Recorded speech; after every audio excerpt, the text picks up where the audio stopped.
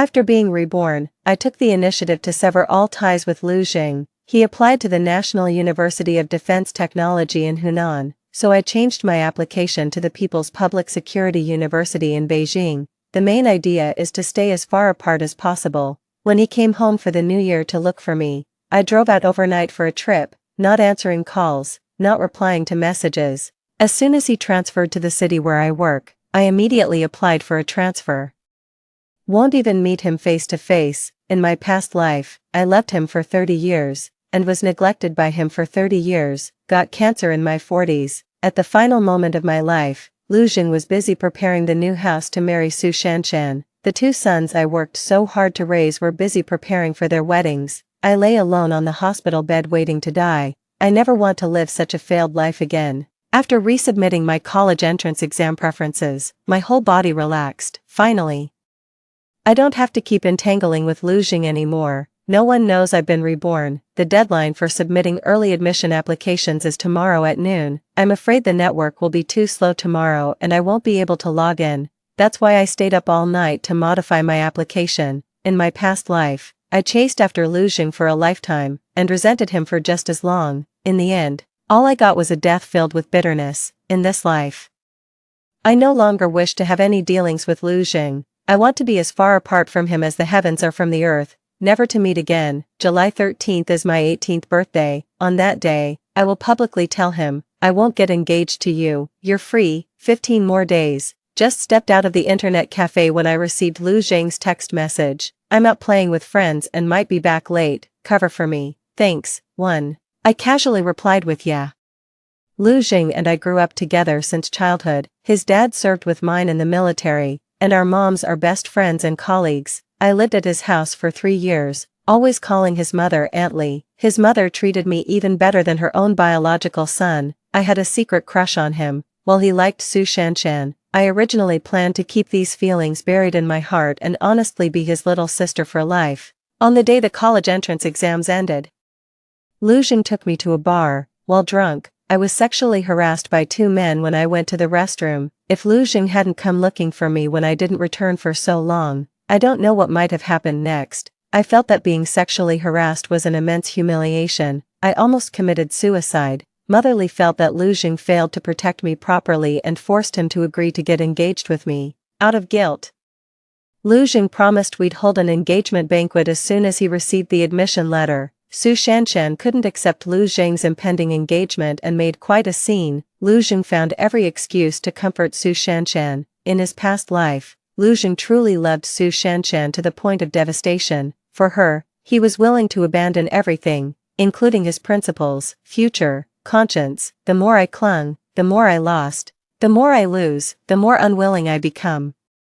I used every means to oppose them, wanting them to suffer as much as I did. In the end, even Motherly, who was like a mother to me, cut off all contact with me. The 2 sons I worked so hard to raise both came to despise me. I heard them say with my own ears, Mom's living such a hard life, it'd be better if she died sooner. That way Dad and Aunt Su can finally be together. It's been 30 years, they've had it too tough. In this lifetime, I won't be the villain who ruins their destined marriage, and I won't keep those 2 ungrateful wretches either. I'll let them have their happiness, and free myself in the process. 2. Changing my early admission preferences was my first step away from Lu Xing. It was also my first step toward living for myself. In my past life, to be with Lu Xing, I gave up my dream of attending the Public Security University. Instead, I followed him to the National University of Defense Technology that he had always longed for. Full military-style management is far more stringent than police-style management. The training hours and programs were also more intensive, leaving me physically and mentally exhausted. It was unbearable. What made it worse was watching Lu Xing and Su Shanshan flirt right under my nose. I was burning with jealousy, yet didn't dare to confront them openly, because I was actually the other woman. Later, Su Shanshan was suddenly expelled from school. Lu Xing thought it was my doing and never gave me a kind look again. After graduating from university, Lu Xing kept delaying his promise to marry me, until receiving Su Shanshan's wedding invitation. To sever Lu Xing's feelings, Su Shanshan hastily married a good-for-nothing rich second-generation heir. Heartbroken, Lu Xing went through our wedding ceremony like a walking corpse. After marriage, Lu Xing kept avoiding me. haven't been back home for several years. When I visited him at the military base, he chose to cover his comrade's shift rather than return to the dormitory to be with me. Momly keeps calling every day asking if I'm pregnant yet. She even mailed me a set of lingerie, to please Lu Jing, and to let Motherly hold her grandson sooner. Shyly, I put it on and climbed onto the duty room bed. But Lu Jing pointed at my nose and called me shameless. I couldn't take it anymore, ran back overnight, and insisted on divorcing Lu Jing no matter what. Lu Jing came back to apologize to me. He coaxed me with sweet words and made up for the wedding night that was 3 years late. I got pregnant after just one night, and it was twins. I thought having children would make Lu Jing take on the responsibilities of a husband and father. Only later did I realize the child could only trap me. The only one who could trap Lu Jing was Su Shanshan. Even though he knew Su Shanshan's provocation caused my difficult labor, nearly claiming 3 lives, he still defended Su Shanshan unconditionally. To make me forgive Su Shanshan, he knelt before me and stabbed himself twice to atone for her sins. At that time, I was still hospitalized, and the 2 babies were still in incubators. He never asked about them, nor even glanced at the children. I had just arrived home when I received a video sent by Su Shanshan. In the video, she and Lu Jing were tightly embraced, dancing a pulse-pounding routine. Returning from night study, Momly noticed my intense focus and leaned over to look. After seeing the video's content clearly, Momly was absolutely furious. That damned boy, abandoning his fiancée to accompany an outsider, I'll skin him alive. That shameless vixen Su Shanshan has no sense of decency. Lu Jing is about to get engaged, yet she's still clinging to him and dancing like that. I'm going to confront her parents about this tomorrow.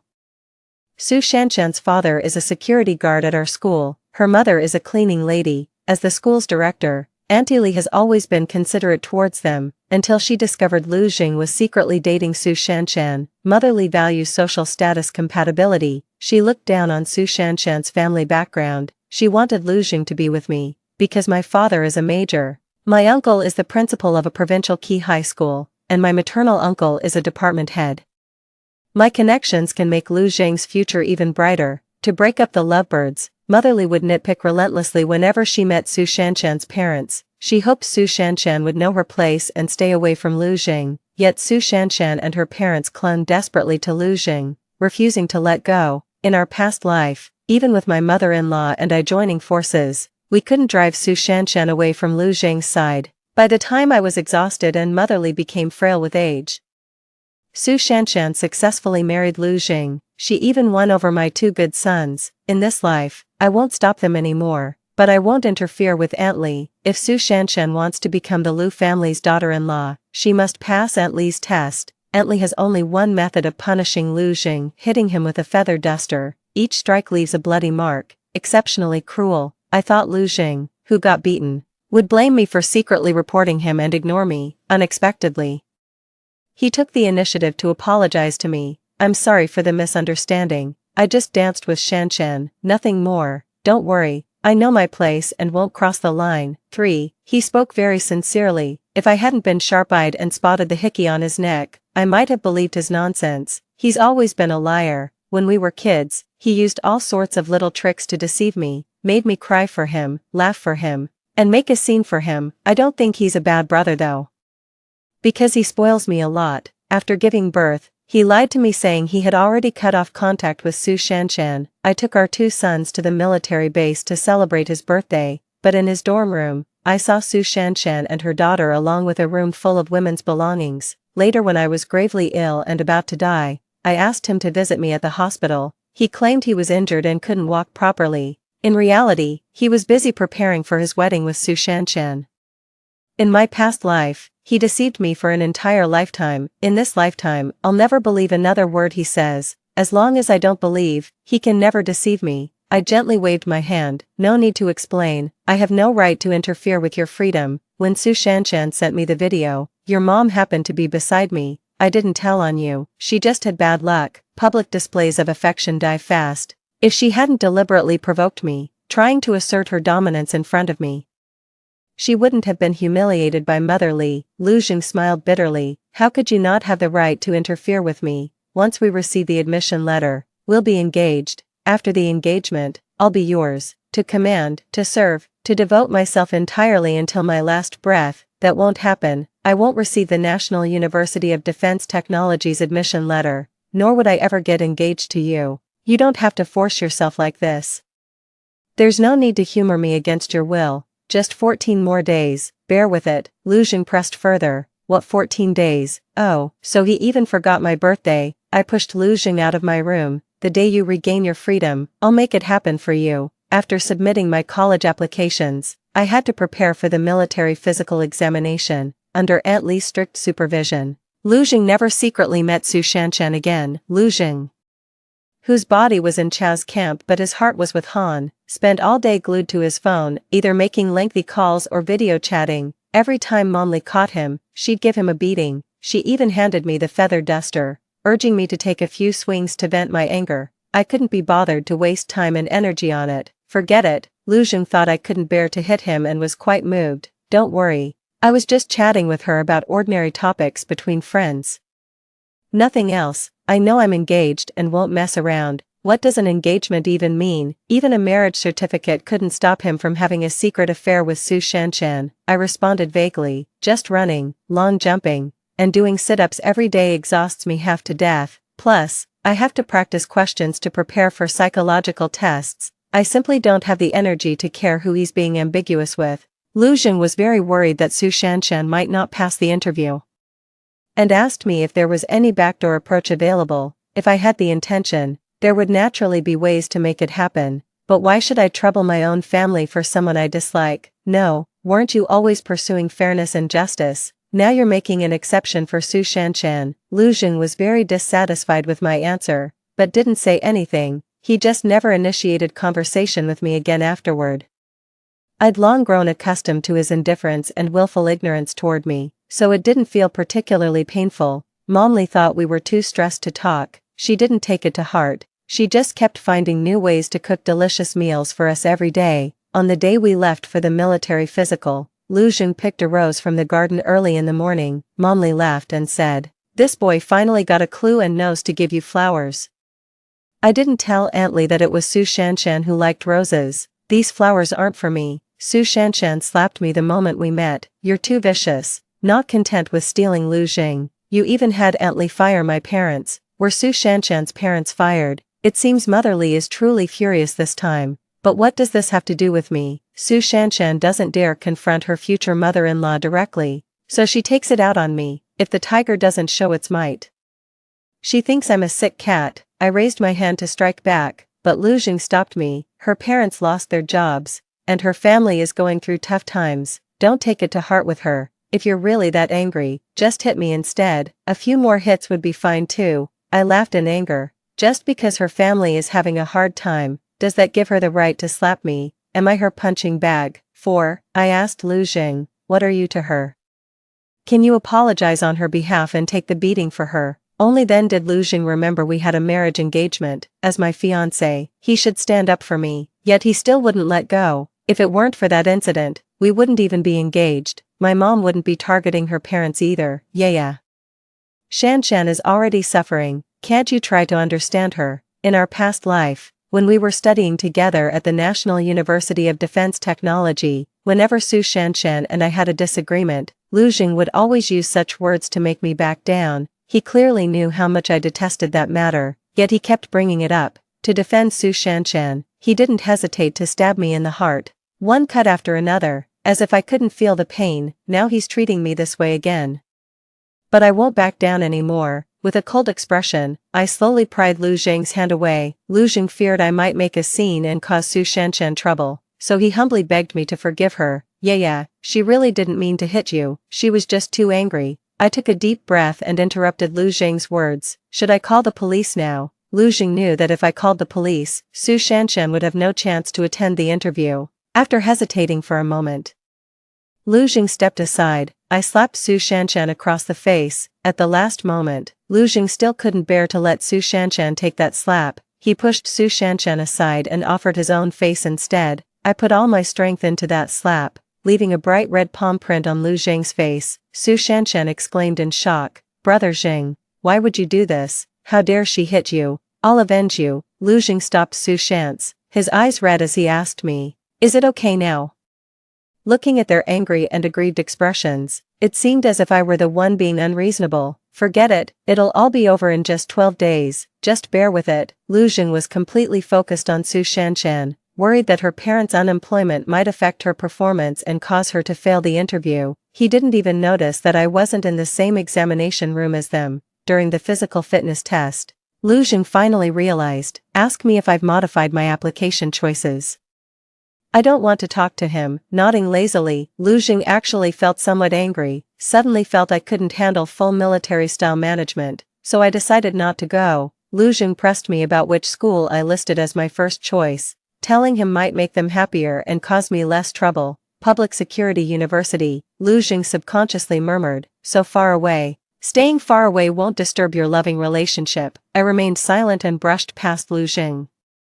As I descended the steps, a hand reached out from behind and pushed me. Though I managed to grab the handrail in time, I still twisted my ankle. Not serious, but it will definitely affect the fitness test results. Su Shanshan sneered, you almost made me fail the interview, so I'll make sure you fail the fitness test too. I glanced at the surveillance camera above and said nothing. The test is about to start, and I don't have time to argue with Su Shanshan. Upon learning that I had sprained my ankle, the examiner moved my name to the end of the list. 5. They even thoughtfully arranged for someone to give me a massage. The first event was a 50-meter dash, which I completed in 15 seconds. Failed. There are 4 projects in total, and I must pass all the remaining 3, otherwise, I won't be able to get into the early admission batch. I'll have to go through the regular admission process. The examiner's gaze at me was also full of concern. In the standing long jump, my first attempt was only 4 meters. It wasn't until my third jump that I barely passed. I passed both the subsequent 800-meter run and sit-up tests. I called the police as soon as I left the examination room. Su Shanshan was arrested by the police. Lu Jing was frantic. After failing to negotiate with the police, he reluctantly came to beg me, yeah, can you forgive Shanshan? She didn't mean to. I asked Lu Jing if he had seen the surveillance footage. Had he taken even a single glance, he wouldn't have been able to utter such words. Lu Jing knew deep down that Su Shanshan was doing it on purpose, yet he still made excuses for her. She has some misunderstandings about you. I'll gradually guide her through them. I promise she'll never do anything to hurt you again. Su Shanshan always thought the bar incident was something I staged myself, all to separate her from Lu Jing. That was my hidden scar, yet they kept bringing it up in front of me. Now Lu Jing has brought it up again. I flatly refused. Your guarantee is useless. You can't control her, nor can you bring yourself to punish her. Lu Jing was extremely embarrassed, for Su Shanshan's audacity, and for my refusal to save face, but he still couldn't let go of Su Shanshan. You really can't. I interrupted Lu Jing's words. Those who do wrong deserve punishment. She got what she deserved. I won't forgive her. In my past life, I was too weak-willed, always unable to be ruthless. That's why Su Shanshan kept trampling over me again and again. This time, I'm determined to teach her a lesson. As I turned to go back to my room, Lu Jing grabbed my arm and pleaded in a low voice, if I were to ask for a favor based on all the kindness I've shown you over the past 10 years, would you grant me this face? Lu Jing had truly been exceptionally good to me these past 10 years. He protected me like an elder brother, gave in to me, took the blame for me, and even fought and swore for me. Especially after my mother passed away. If it weren't for him, I would have developed psychological issues long ago. How could I have even taken the civil service exam? It was precisely because of all his kindness towards me that I couldn't let go of him in my past life, always hoping he would turn back. I had no parents to rely on, no siblings for company, there was only him. Back then, I didn't know that once a man has someone in his heart, he can no longer spare a thought for his childhood sweetheart. In this lifetime, there will be no more intersections between him and me. It's time to repay this debt of affection. Fine, remember what you said. From now on, we owe each other nothing. Seeing the finality in my tone, Lu Jing grew somewhat panicked. As he tried to say more to me, I directly shook him off and closed the door, unable to knock my door open. Lu Jing sent an apology text message. Yeah, I'm sorry. I've made you sad again. See, he knows everything. Yet he still protects Su Shanshan without hesitation. Apologies are meaningless, you're just following your true feelings. Anyway, I don't love you anymore, no matter how heartbreaking. It's only 6 days, just endure it and it'll pass. After coming out, Su Shanshan not only didn't restrain herself but instead intensified her provocations and insults towards me. You're just a parasite living under someone else's roof. Who do you think you're fooling with that act, calling the police? Do you really think that'll work? Don't you know Zheng's father is a military officer with powerful connections? Could you stop shamelessly clinging to Zheng? Even if you stubbornly persist, how long can you keep it up? Once we enter the National University of Defense Technology, we won't return even once a year. Do you think you'll ever see him then? No matter how much Aunt Li protects you, she can't drag Zheng back from school for you. Zheng doesn't like you at all, so how could he possibly fall for you because of some responsibility you forced upon him? He'll never get engaged to you, and he'll certainly never marry you. Just give up already. I was busy selecting a dress for the coming-of-age ceremony and initially had no intention of paying attention to Su Shanshan. I simply couldn't stand her arrogant and foolish demeanor. Decided to kindly give her some advice. Has Lu Jing never told you? My father is also a major, the same rank as Lu's father. My uncle is the school principal, and my maternal uncle is the department director. If I wanted to destroy you, even Lu Jing couldn't save you.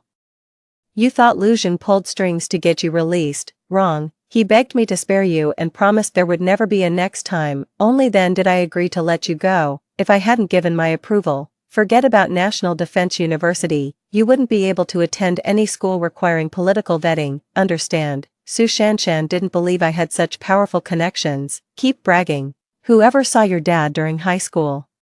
When did the principal ever give you special treatment? Is a department head even that important? You're just a homeless loser mooching off the Lu family. 6. The words homeless loser stun me deeply, although I come from a privileged family with many people who could back me up, but I don't have a home. My father is a workaholic and never comes home. The last time I saw him was at my mother's funeral. It's been over 3 years now. Both my uncles are very busy with work and have their own families to take care of. No one has time to look after me. Ever since my mother passed away in a car accident, I've been staying with the Lu family. For the past 3 years, Aunt Li has treated me like her own daughter. I've always treated Aunt Li as my own mother, until I was reborn and came back. Recalling all her accusations and coldness towards me after my fallout with Lu Jing in my past life, I could never be as close to her as before. Every day living with the Lu family was pure torment. 3 more days to go. The day before my birthday, my aunt called. There's something I've thought about over and over, and I feel I should tell you. There's new information about that molestation incident. In my past life, I avoided this topic completely. Just hearing the word molestation would send me into a rage. Didn't let Aunt continue. Now I've come to terms with it and want to hear what kept her awake so early in the morning. Speak. The 2 who harassed you were likely instigated by Li Chenmei. They were already heavily drunk at the time and were directed to notice you. According to their accounts and the bar staff's description, that person was probably Li Chenmei. None of the nearby surveillance cameras captured her face clearly, so there's no proof she was at the bar then, nor is there any evidence showing she was the one who told them to harass you. That's why Aunt never mentioned it to you.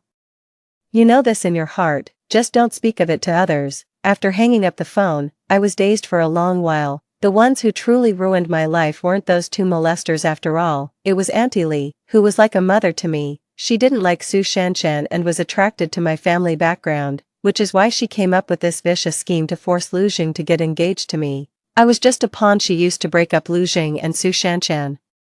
A stepping stone to pave the way for Lu Jing. No wonder she always encouraged me to compete with Su Shanshan for Lu Jing. After I repeatedly lost to Su Shanshan, she looked down on me for being useless, and stopped paying attention to me when I couldn't win Lu Jing's heart, leaving me alone to struggle through life raising 2 sons. When I fiercely competed with Lu Jing, she stabbed me in the back and schemed against me. From beginning to end, she never truly cared for me.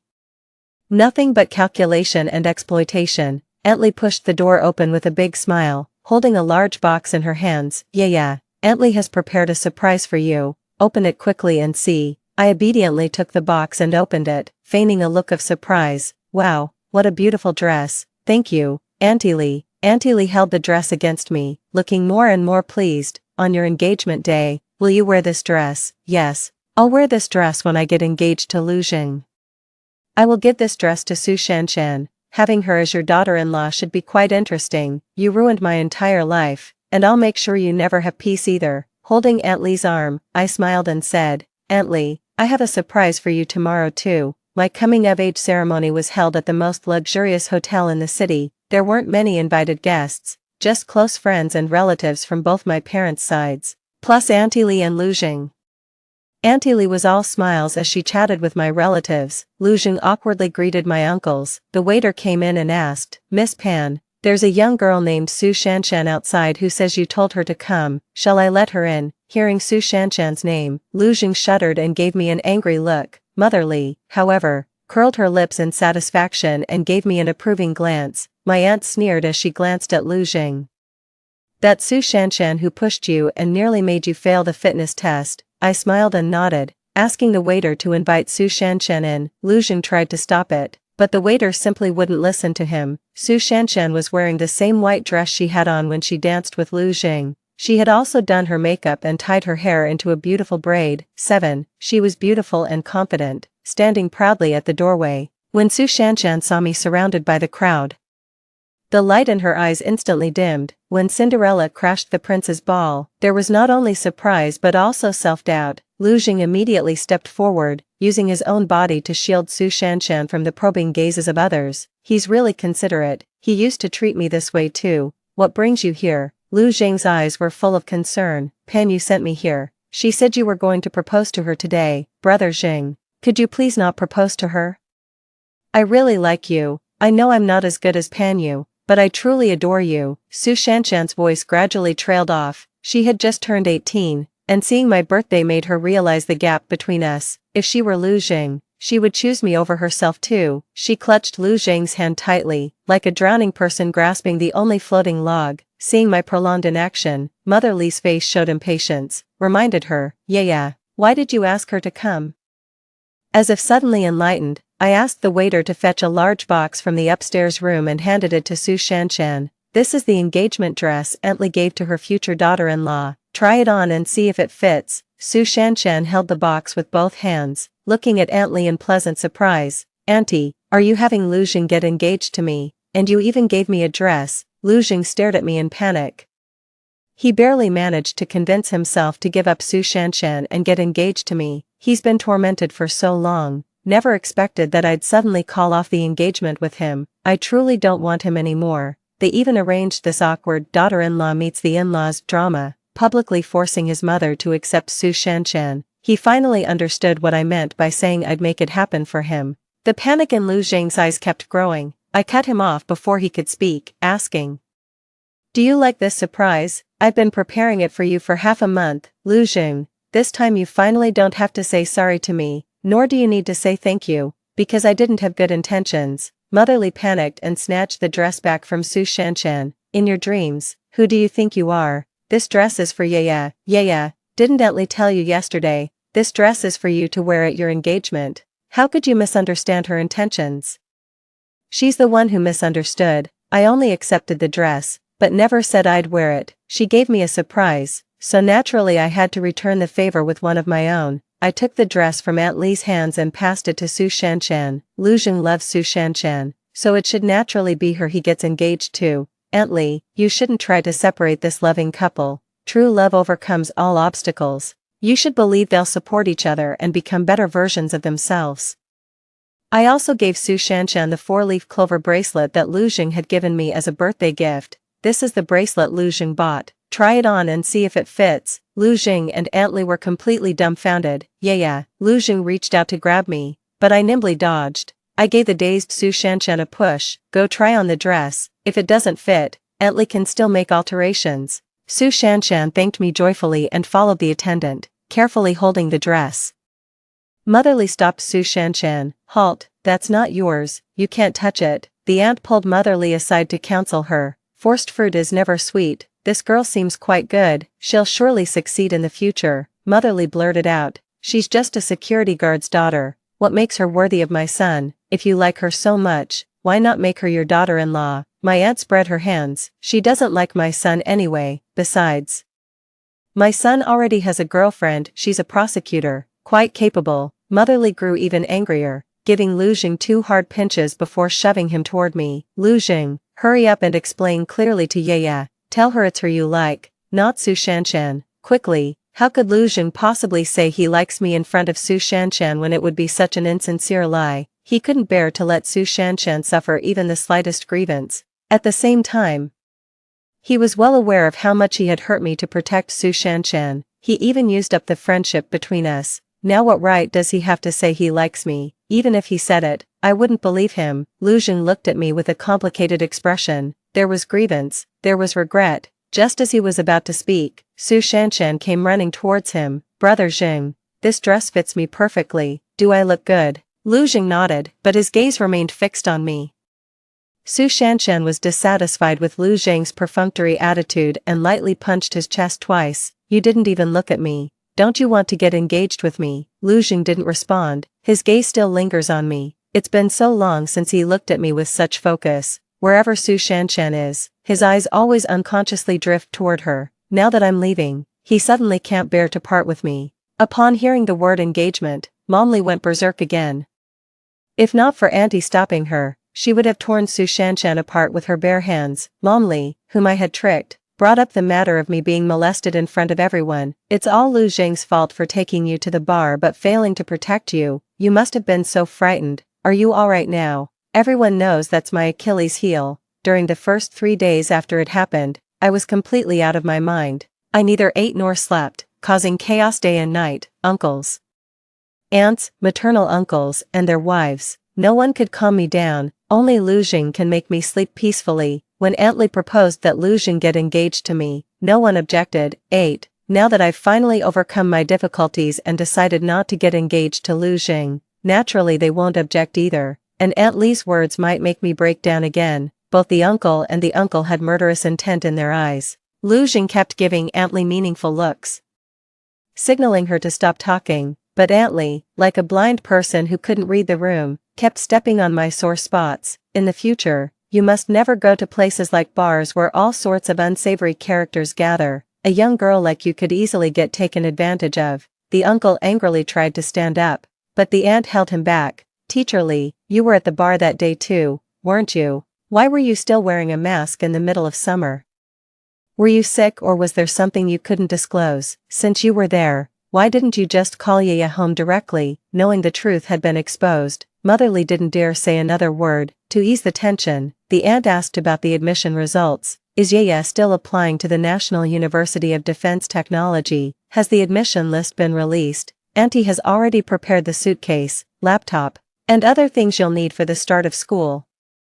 I put down my chopsticks. No, I applied to the People's Public Security University, and the admission list just came out. I didn't let everyone down. I got accepted. Why? Relatives and friends expressed many words of praise and blessings. Su Shanshan spoke up at an inopportune moment. You as a public security officer, with your delicate young lady demeanor, could you even endure that hardship? Would a police officer's meager salary be enough to buy you a single dress?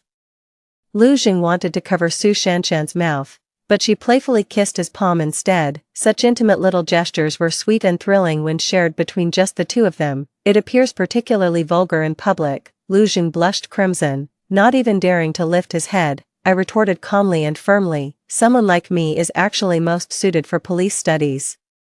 I can truly remain unyielding to force and unmoved by wealth, serving the people wholeheartedly. If someone like you were to join the police force instead, it would genuinely harm both others and yourself. You'd be easily bribed with petty gains and would yield to the slightest personal threat. My uncle applauded enthusiastically. Well said, our police system needs talents like you. On behalf of the Provincial Public Security Department, I welcome your joining. My aunt joined in the teasing. Then I'll reluctantly represent the procuratorate to welcome you. Su Shanshan, unaware of the danger, questioned my uncle and aunt on what authority they were representing the Provincial Public Security Department and procuratorate to welcome me. It's not like they own those institutions. Lu Jing had already given up on trying to manage Su Shanshan. The mocking gazes of the crowd made him wish he could vanish into thin air. Before the meal was even finished, Lu Jing left with Su Shanshan.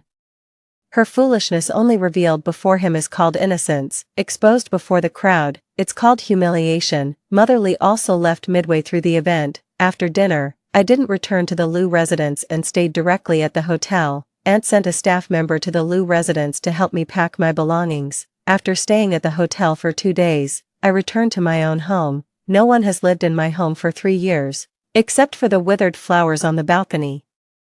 Everything remains the same as when my mother was still here. After tidying up briefly, I put on the clothes my mother used to wear and lay on her favorite rocking chair, dreaming of being loved. My mother was a very beautiful and elegant woman who loved dressing up and having fun. My mother spoiled me, giving me whatever I wanted. She said I grew up without a father around, and was a sensitive girl. She had to give me lots and lots of love so I could grow up healthy, but before I could grow up, she was gone. After receiving the admission letter, I took a photo and sent it to my dad. I want to go see him. I wonder if he's available now. I never got a reply from Dad, but instead received Lu Zhang's apology. Yeah, I'm sorry. When you had conflicts with Shanshan, I always took her side and neglected you. I don't like her, nor have I ever considered getting engaged to her. I just pitied her and wanted to help her. I believe what he said is true. He likes Su Shanshan, but not to the extent of wanting to marry her. In his previous life, half the reason he couldn't forget about Su Shanshan was because he couldn't have what he desired. The harder it is to obtain, the more you desire it.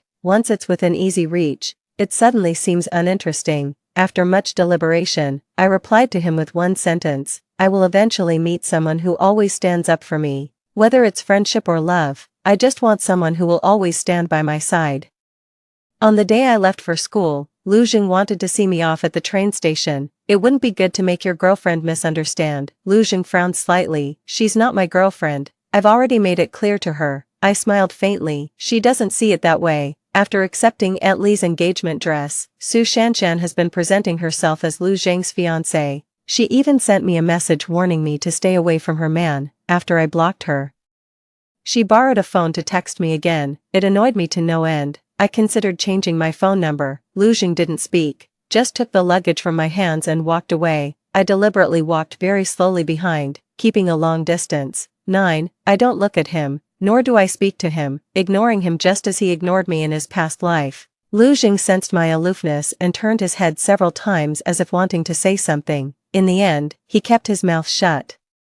He knew that some things could never go back to how they were. Maybe it was compensation, maybe it was just politeness. Lu Zhang bought me a huge bag of snacks at the station supermarket. I picked out a pack of plain sunflower seeds from it. Lu Zhang was surprised. Don't you like any of the others? Don't all girls like these kinds of things? Shanshan he couldn't go 3 sentences without mentioning Su Shanshan, yet claims he doesn't like her. Is he lying to me or lying to himself? Not all girls like those snacks. It's Su Shanshan who likes them. You remembered all her preferences, but forgot even that I like plain sunflower seeds. Lu Zhang suddenly covered his face, lowering his head in guilt as he choked out an apology. I'm sorry, I smiled in relief, pulling my luggage toward the ticket gate. I didn't even say goodbye to Lu Zhang, because I never wanted to see him again. I took the slow train with sleeper berths to enjoy the scenery along the way. The girl sitting across from me saw me holding a civil code book and asked if I was a freshman, and which school I attended. Upon asking, I learned her name was Wei Wei, and she was also from the public security university. That was truly rare. This year, the university only recruited 2 female students from our entire province. I happened to meet her right after boarding the bus. She was quite outgoing and familiar, calling me sister after just 3 minutes of conversation, and even added me on WeChat. We studied the civil code together and shared our dreams and future plans, sharing snacks together. The more we talked, the more we clicked. It felt like we should have met sooner. It wasn't until I got off the car that I glanced at my phone and saw a message from Lu Zhang. I'm sorry, I've neglected you these past 2 years. How can I make it up to you? Not 2 years, it's 30 years. And I don't need to make up for it. I deleted all of Lu Zhang's contact information. Also changed my phone number. During winter vacation, I went back home and visited my homeroom teacher. I accidentally heard him mention that Su Shanshan had been expelled and was currently repeating a grade. I was quite surprised. She was doing fine. How could she get expelled? The homeroom teacher looked somewhat embarrassed. I heard it was because she stole from her roommate. I guessed right. She couldn't resist temptation. Was this also the reason she got expelled in her past life? Why did Lu Zhang mistakenly think it was me who did it back then? Was it his habit to blame me for every bad thing that happened to Su Shanshan? In this life, I wasn't at the National University of Defense Technology and had already cut ties with him early on. That's why he didn't suspect me. A year later, I went on a mission with my senior brothers and saw Su Shanshan at a nightclub. She was intimately embracing a shifty-eyed rich second-generation heir. I suddenly realized that in her past life, she might not have married that idle rich heir just to make Lu Xing give up on her. She had a flash marriage precisely because she liked his money, clearly bending for money, yet deliberately leaving Lu Xing with the beautiful illusion of love's sacrifice. To make Lu Xing live in guilt for the rest of his life. Later when she left the rich second generation, it might not necessarily be due to domestic violence, because by that time the rich second generation's family had gone bankrupt. Lu Xing was no longer under his parents' control. He had money, power, and connections, and his relationship with me wasn't good. Seeing hope of rekindling her old flame with Lu Xing, she sought his protection under the pretense of domestic violence. Lu Xing still had lingering feelings for her and owed her a favor, so they hit it off immediately. Lu Xing maintained the boundaries of a married man and never crossed the line with Su Shanshan. Su Shanshan couldn't sit still anymore and started sending me suggestive photos and videos. She deliberately provoked me, wanting me to confront Lu Xing and target her. The more I made things difficult for her, the more Lu Xing felt guilty and protective of her. It was through these petty tricks that she gradually drove a wedge between me and Lu Xing, ultimately succeeding in taking my place. In my past life, both Lu Xing and I were targets of her schemes. I can't believe I lost to such a despicable person, and in such a humiliating way. This grudge can't just be left unsettled. Rich kids are also our targets. As long as Su Shanshan's urine test comes back positive, she's done for. Just look at her seductive demeanor, you can tell she's anything but innocent. Under my malicious inducement, Su Shanshan joyfully received 3 charges: provoking trouble, resisting arrest, and assaulting police officers. In the end, Su Shanshan was sentenced to 4 years. During her days in detention, Su Shanshan repeatedly sought help from Lu Xing. Lu Xing couldn't even leave the school gate. How could he possibly come to Beijing to save her? During the spring festival of my junior year, I met Lu Xing at a class reunion. He was wearing a military uniform, tall and handsome, with an air of righteousness. He stood out strikingly among a group of meticulously dressed men. Most of the women's gazes lingered on him. Everyone was very warm when they saw me. It wasn't because they missed me after years apart. It's simply because we've all matured and understood the importance of interpersonal relationships. I share the same thoughts as them. Handling cases also requires strong connections. Every student present here has the potential to become a future industry leader or business tycoon. I fear no one, nor will I easily offend anyone. I was already prepared for Lu Xing to confront me about Su Shanshan. 10. To my surprise, his first words were, "That dress is really beautiful. It suits your temperament perfectly." I calmly replied with a simple thank you. Whether it's his compliments or criticisms, they can no longer stir my emotions. A classmate mentioned the incident of Su Shanshan being sentenced. Lu Xing, didn't you attend National University of Defense Technology together? Why did she drop out? And what landed her in jail in Beijing? Lu Xing took a sip of wine and said calmly, "I wasn't very close to her. I don't know about her affairs." With just a few words, "not very close" and "don't know," he glossed over the person who once made his heart race. So, he could be this cold towards Su Shanshan too. How ridiculous. In my past life, despite 30 years of effort, I never managed to make Lu Xing forget Su Shanshan. In this life, without lifting a finger, they've already gone their separate ways. Is this divine will or man-made? Lu Xing invited me to his place for a few days. The schedule is packed. I really can't spare the time. Lu Xing's eyes darkened. Is there really no chance for us anymore? I reminded Lu Xing. We're nothing more than strangers now. After all, you've already used our past bond to plead for Su Shanshan. As I said, from now on we owe each other nothing. Lu Xing never spoke to me again, just kept drinking one glass after another. His alcohol tolerance was excellent. All the other guys combined were no match for him. The night grew deeper, and the girls left one after another. I'm getting ready to leave too. Lu Xing, who was drinking competitively, stood up. I'll walk you. Refusal probably wouldn't work on him, so I chose to remain silent. Lu Xing escorted me to the hotel entrance. He finally asked the question that had been troubling him. Why haven't you contacted my mom? I didn't want to answer,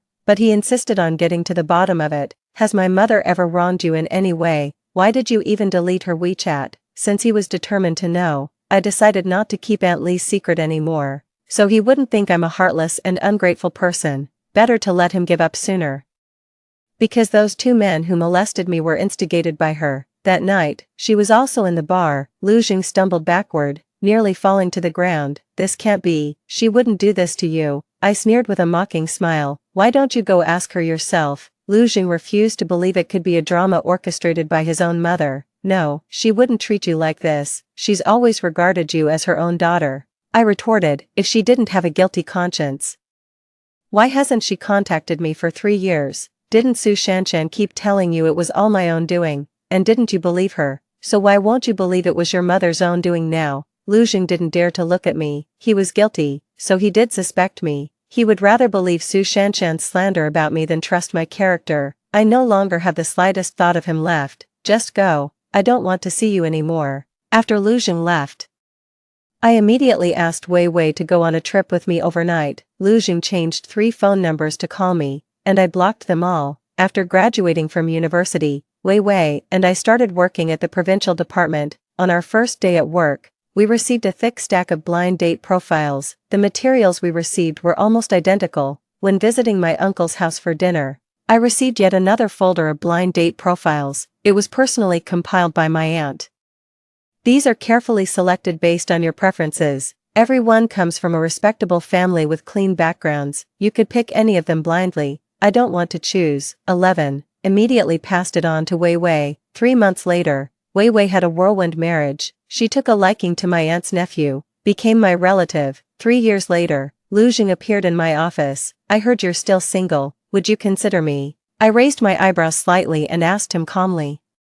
Do you really think that's possible? Lu Jing smiled bitterly. I knew you'd say that. It's okay, I'll wait until your anger subsides. I've already applied for a transfer to my superiors, and I'll be relocated here in 3 months. I want to buy an apartment here. Do you have any recommended properties? No, I'm very busy with work. Take care on your way out.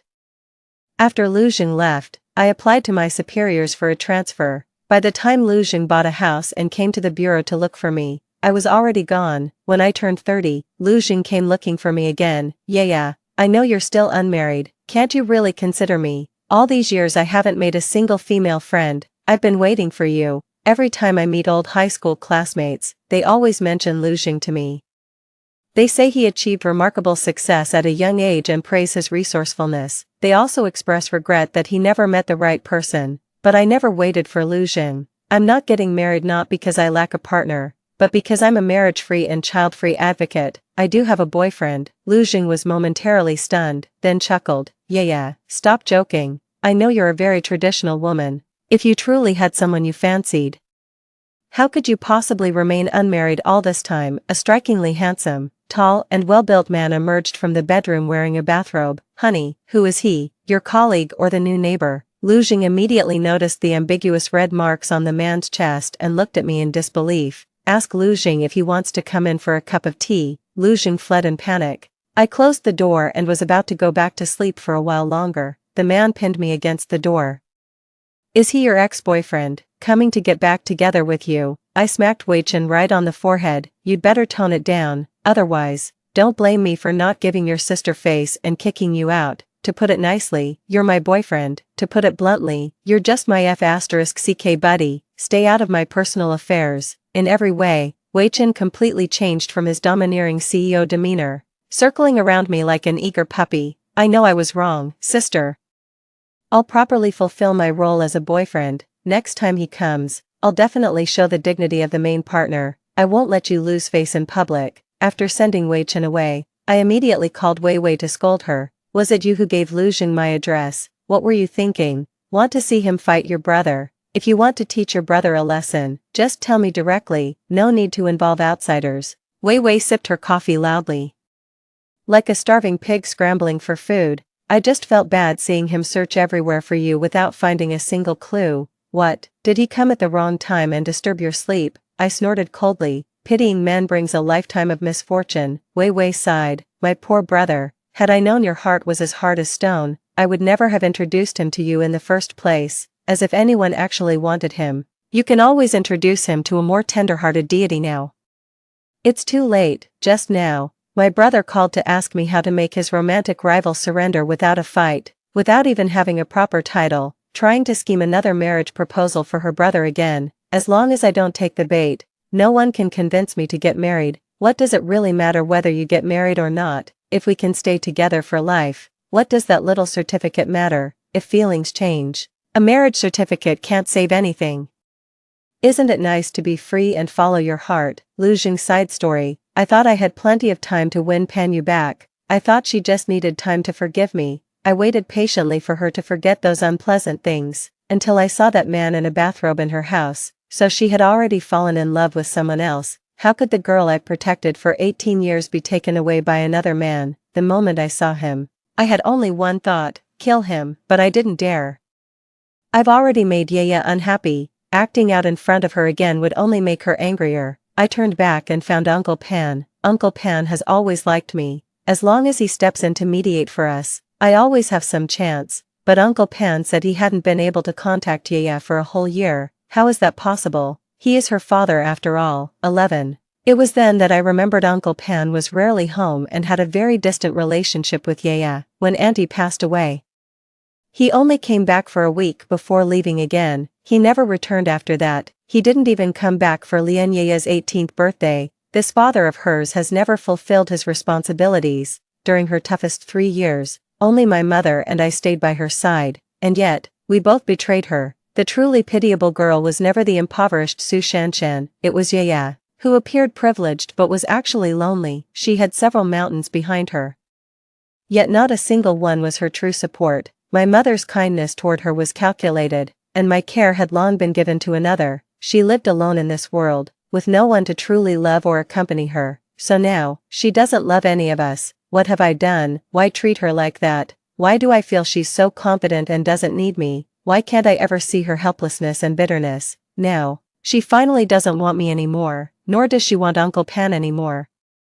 This is the retribution we deserve. Su Shanshan came to me again wanting to reconcile. A woman who's been with several men and even served time in prison isn't worthy of a second glance from me. If she hadn't kept playing the victim and seeking sympathy in front of me, Yaya wouldn't have left me. I hate her and want to frame her into prison again. The thought of my mother made me agree. Took her back to my hometown to visit my mother. I said to her, if you can convince my mother to accept you as her daughter-in-law, I'll marry you. Just as I guessed, my mom and Su Shanshan tormented each other for over half a year. The more they tried to adjust, the more they wished the other would drop dead. Later they had a huge fight, both ended up in the hospital. My mom threatened me, saying if I dared marry Su Shanshan, she'd jump to her death. Later, I didn't marry Su Shanshan. It wasn't because I was afraid my mother would commit suicide. Because I caught the eye of the commander's daughter, Ya Qianling. She was desperate and insisted on marrying no one but me. The commander, helpless against his precious daughter's persistence, came to ask me personally what I thought. What could I possibly think? Such a spoiled and willful woman is naturally the one to marry and bring home to serve my mother. On the wedding day, my mother put on her mother-in-law airs, making Yao Qianling kneel and serve her tea. Yao Qianling was a pampered darling who grew up being doted on. When had she ever knelt to anyone? She raised her hand and splashed the tea onto my mother's face. My mother swung her hand to strike, but Yao Qianling grabbed her wrist and started arm wrestling with her. The guests couldn't suppress their snickers. Both the commander and my father flushed red with embarrassment, unsure what to do. They all turned to look at me. I won't take sides with anyone. This daughter-in-law is the well-matched, privileged young lady my mother wanted, someone who could help advance my career. What reason does she have not to be tolerant? This family was one that Yao Qianling cried and made a scene over, threatening the commander countless times just to marry into. What reason did she have to not accept my mother as her mother-in-law? I poured all my energy into work, completely ignoring how my mother and wife were causing chaos at home. When I was in a good mood, I'd go back to visit and spend time with the kids. When I was in a bad mood, I'd just stay at the office. My wife praises me for being good. Unlike other men who only side with their mothers to bully their wives, she says I'm an exceptional man, capable, ambitious, and never fool around outside. Marrying me was the best decision she ever made in her life. Are women really this easy to satisfy? Is Yaya the same way? My mom scolded me for being unfilial, saying I let my wife bully her. I told her to think about Su Shanshan, ask her whether she really wants Su Shanshan as a daughter-in-law or Yao Qianling. My mother blurted out that she wanted Panyu to be her daughter-in-law. I couldn't hold back anymore and rushed out of the house, silently crying in the heavy rain. I also want to marry Panyu, but it was all too late. She who kept saying she'd never marry or have children got married, to the man who wore a bathrobe at her house. She's no longer the childhood sweetheart who used to circle around me, nor does she call my mom Aunt Lee anymore. Our fate ended the first time I felt pity for Su Shanshan. The rest of my life is long, but I can never softly call her Yaya again. If my mother hadn't found someone to harass her back then, perhaps we could have been a happy family. It's all my fault. Why are you being so nice to Su Shanshan, making everyone mistakenly think I like her? If only I could have seen through myself and Yaya earlier, maybe our child would already be as tall as me by now. If time could be reversed, I'd give anything to make it happen. Story 2. After the car accident, my foster brother thought I had lost my memory. He pointed at his good friend, Lu Qizhou, and played a trick on me. This is your boyfriend, in my previous life. I exposed my foster brother's lie on the spot and still pestered him relentlessly. Eventually, I died a tragic death in the mental hospital where my foster brother secretly detained me. 3 years after my death, Lu Qizhou, who was depressed and unhappy, committed suicide by slashing his wrists in front of my grave. When I opened my eyes again, I was back on the day of the car accident. This time, I directly opened my arms towards Lu Qizhou. Honey, give me a hug. My foster brother across from me accidentally crushed the medicine bowl in his hand, and the man in front of me had red eyes and hoarsely pulled me into his arms. Okay. 1. In the hospital ward, the smell of disinfectant was pungent. My foster brother, Yu Jianian, and his good friend, Lu Qizhou, stood side by side in front of me. I shook my head, which felt like it was about to burst, and was dazed for a moment. The scene in front of me seemed extremely unreal. Where am I? Who am I? Yu Jianian thought I had lost my memory and was the first to point at Lu Qizhou beside him, with a hint of amusement in his eyes. He explained, "You're my sister, Qin Sini. This is your boyfriend, Lu Qizhou." I looked at Lu Qizhou in shock. The man's cold and handsome eyebrows were lowered, tinged with a bit of desolation. He deliberately avoided looking at me, but his gaze landed on me subtly. There was clearly a sense of forbearance, just like in the previous life. 2. In my previous life, I had a crush on my foster brother, Yu Jianian, for many years and pestered him until he couldn't bear it anymore. After the car accident, he thought I had lost my memory. In order to get rid of my entanglement, he deliberately said that Lu Qizhou was my boyfriend. Actually, when I first woke up from the car accident, I did have a short-term memory loss, but soon, I returned to normal. Facing Yu Jianian's prank, I didn't think much of it. Instead, I stubbornly exposed Yu Jianian's lie on the spot. Just to prove desperately that I hadn't lost my memory, I carefully tugged at the hem of Yu Jianian's clothes, and my eyes were wet with tears. Brother, I haven't lost my memory. I'm not lying. Yu Jianian had no choice but to hold me in his arms with a straight face, just like he did every time I cried in the past 5 years. I'm sorry, Xin. Brother made a mistake. I was overjoyed and quickly threw that episode to the back of my mind. I pestered Yu Jianian as usual. Since I was 16 years old, I had realized that I had unusual feelings for my foster brother. Every time he was in a relationship, I would deliberately ruin it. The book said it was due to possessiveness. I didn't comment. Yu Jianian also tacitly allowed my various out-of-line behaviors. Several times, when dealing with those girlfriends, he was the one secretly intervening. He indulged me in my wild acts and also let me pester him relentlessly.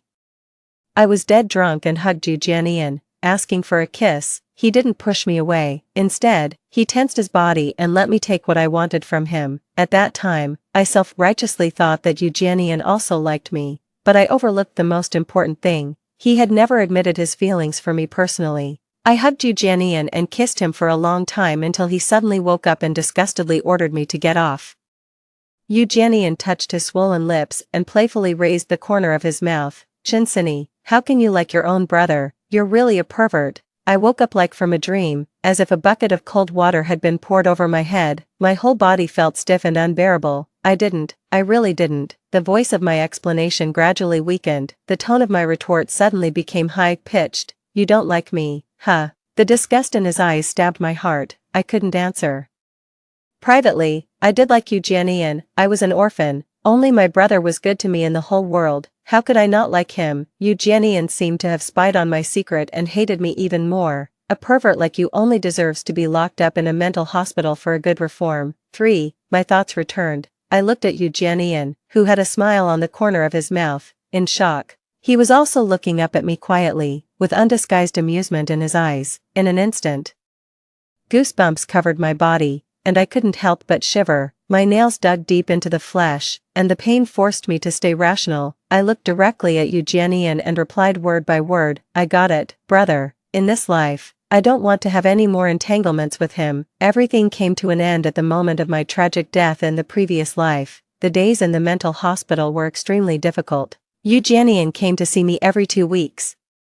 I really couldn't stand the days of being beaten and electrocuted every day, so I cried and begged him to let me out. I cried out with all my might, "Brother, I was wrong. I don't like you anymore." Every time, Eugenian just looked down at me coldly and spoke without any emotion, "Chinsini, it seems like you're having another episode." As soon as the words fell, excruciating pain followed. I tried to contact everyone I knew, begging them to save me, but Eugenian had already made preparations. He kept my whereabouts a secret, and the news couldn't be passed on at all. In just half a year, I was tortured to death. After my death, Eugenian went crazy. He held my body and refused to let go. He said he regretted it. He said he liked me. He cried and repeated his awkwardness and fear over and over again. Falling in love with his foster sister would make others look at him with malicious eyes. At that time, my soul was standing aside, watching all this coldly. I just felt like vomiting, even now. When I see Eugenian, I still feel physically nauseous, so I turned my gaze to Lucijo beside me. I opened my arms towards him and coquettishly said, holding back my tears, "Honey, give me a hug." Clang, the sound of the porcelain shattering was particularly harsh in the hospital ward. I looked sideways slightly. Eugenian's palm was covered in blood, and the brown medicine juice mixed with the blood and flowed to the ground. It was extremely disgusting. He stood there, and the amusement in his eyes disappeared without a trace. What replaced it was endless anger. However, I didn't have the energy to care about him now. All my attention was on Lucijo. Since that honey just now, Lucijo's eyes had quickly turned red. He stiffened his body and looked up at me in surprise. A mixture of confusion and excitement surged in his eyes, and finally condensed into a deep tremor. His lips moved, and his voice was hoarse. He took a few quick steps forward, hugged me tightly, and replied in a low voice by my ear, "Okay." Eugenian clenched his injured fist, and blood gushed out continuously. He coughed a few times, raised his injured left hand, and held it in front of me. The smell of blood made me frown. Lucijo quietly moved me aside and pulled his windbreaker to wrap me tightly. I stuck my head out of his arms, and then a warm palm covered my eyes. "Don't look, it's disgusting." After saying that, Lucijo stood in front of me and looked at Eugenian angrily. The disgust in his eyes was undisguised. "You clearly know that she's afraid of pain and blood. You're deliberately trying to disgust her, right?" A strange feeling welled up in my heart. I pushed away Lucijo's palm and looked up to carefully examine his pale face. His features were delicate, exactly the same as in my memory. Looking closely, he seemed more severe than before. In my memory, Lucijo had always been taciturn. This was the first time I had seen him accuse someone so mercilessly like today. Apparently, Eugenian also found it incredible. "It's none of your business." Eugenian rolled his eyes and shakily stretched his hand over, as if looking forward to my reaction. Shin, I'm injured. If it were before, I would definitely be in a hurry to find ointment, applying it to Eugenian while shedding tears. But now, I shrank a little more into Lucijo's arms and looked at the dirty hand with disgust. "Brother, there are doctors and nurses outside. I don't know how to treat illnesses." I interrupted him irritably. "I'm sleepy. I want to go home." Out of the corner of my eye, I accidentally saw someone's upturned mouth, like a proud puppy wagging its tail. There was nothing seriously wrong with my body. The doctor said I could go home and recuperate. Lucijo refused to let me walk no matter what and insisted on carrying me out. Eugenian's face darkened, and he finally exploded at that moment. He tightly grasped my arm. Shin, didn't you say you wanted to go home?" I pried his fingers off one by one, leaving a red mark on my skin. "Yeah, I'm going back to my boyfriend's home." "Is there something wrong with that, brother?" "Chinsini, don't regret it." Eugenian laughed self-deprecatingly and almost growled through gritted teeth. "Regret? I only regretted not seeing my own heart clearly earlier. I only regretted that in my previous life I was like a fool, being played around by Eugenian." Lucijo carried me to the car and carefully fastened the seatbelt for me. He started the car, stepped on the gas hard, and sped away. Along the way, His palm covered my fist and never let go. When we got home, I felt uncomfortable all over and wanted to take a bath. Lucijo thoughtfully prepared the bath water. He took out an unopened bottle of essential oil from the locker.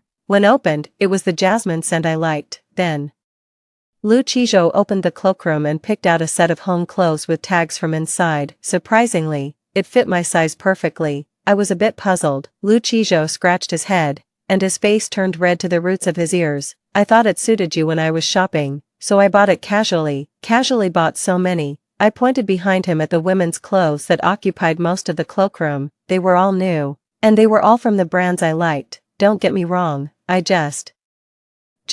I blinked at him, looking forward to what he would say next. Lucijo sighed, with an expression of I'm not pretending anymore. What's wrong with buying clothes for my own girlfriend? Was this still the Lucijo in my memory, who was so inferior and sensitive that he would blush when talking to me for one more sentence? In my previous life, until I died in the mental hospital, I didn't have much interaction with him, so much so that after my death, I only barely glimpsed Lucijo's deep love for me. 6. In my previous life, my soul was always imprisoned in the apartment where I lived before. After realizing my special feelings for Eugenian, I moved out of the U family. After learning of my death, Lucijo went to Eugenian alone to ask for an explanation. What kind of explanation could there be? The latter claimed that I had a serious illness and died of ineffective treatment. He didn't even have the right to check the truth. At night, Lucijo easily cracked the password of the apartment door lock. I watched in surprise as he rushed in and stumbled into my room. When my soul floated over, I only saw his tall body curled up in a ball, lying on my bed. His back was shaking, and a large area of the pillow was wet with tears. I wanted to comfort Lucijo, but I didn't know where to start, so I just sat by the bed and quietly watched him. Later, I couldn't help but reach out and touch the top of his fluffy hair. Unfortunately, I was just a ghost. I couldn't really touch Lucijo. My palm passed through his hair. I stroked the back of his head as if coaxing a child. Lucijo, don't cry anymore. If you cry anymore, I won't be able to resist kissing you.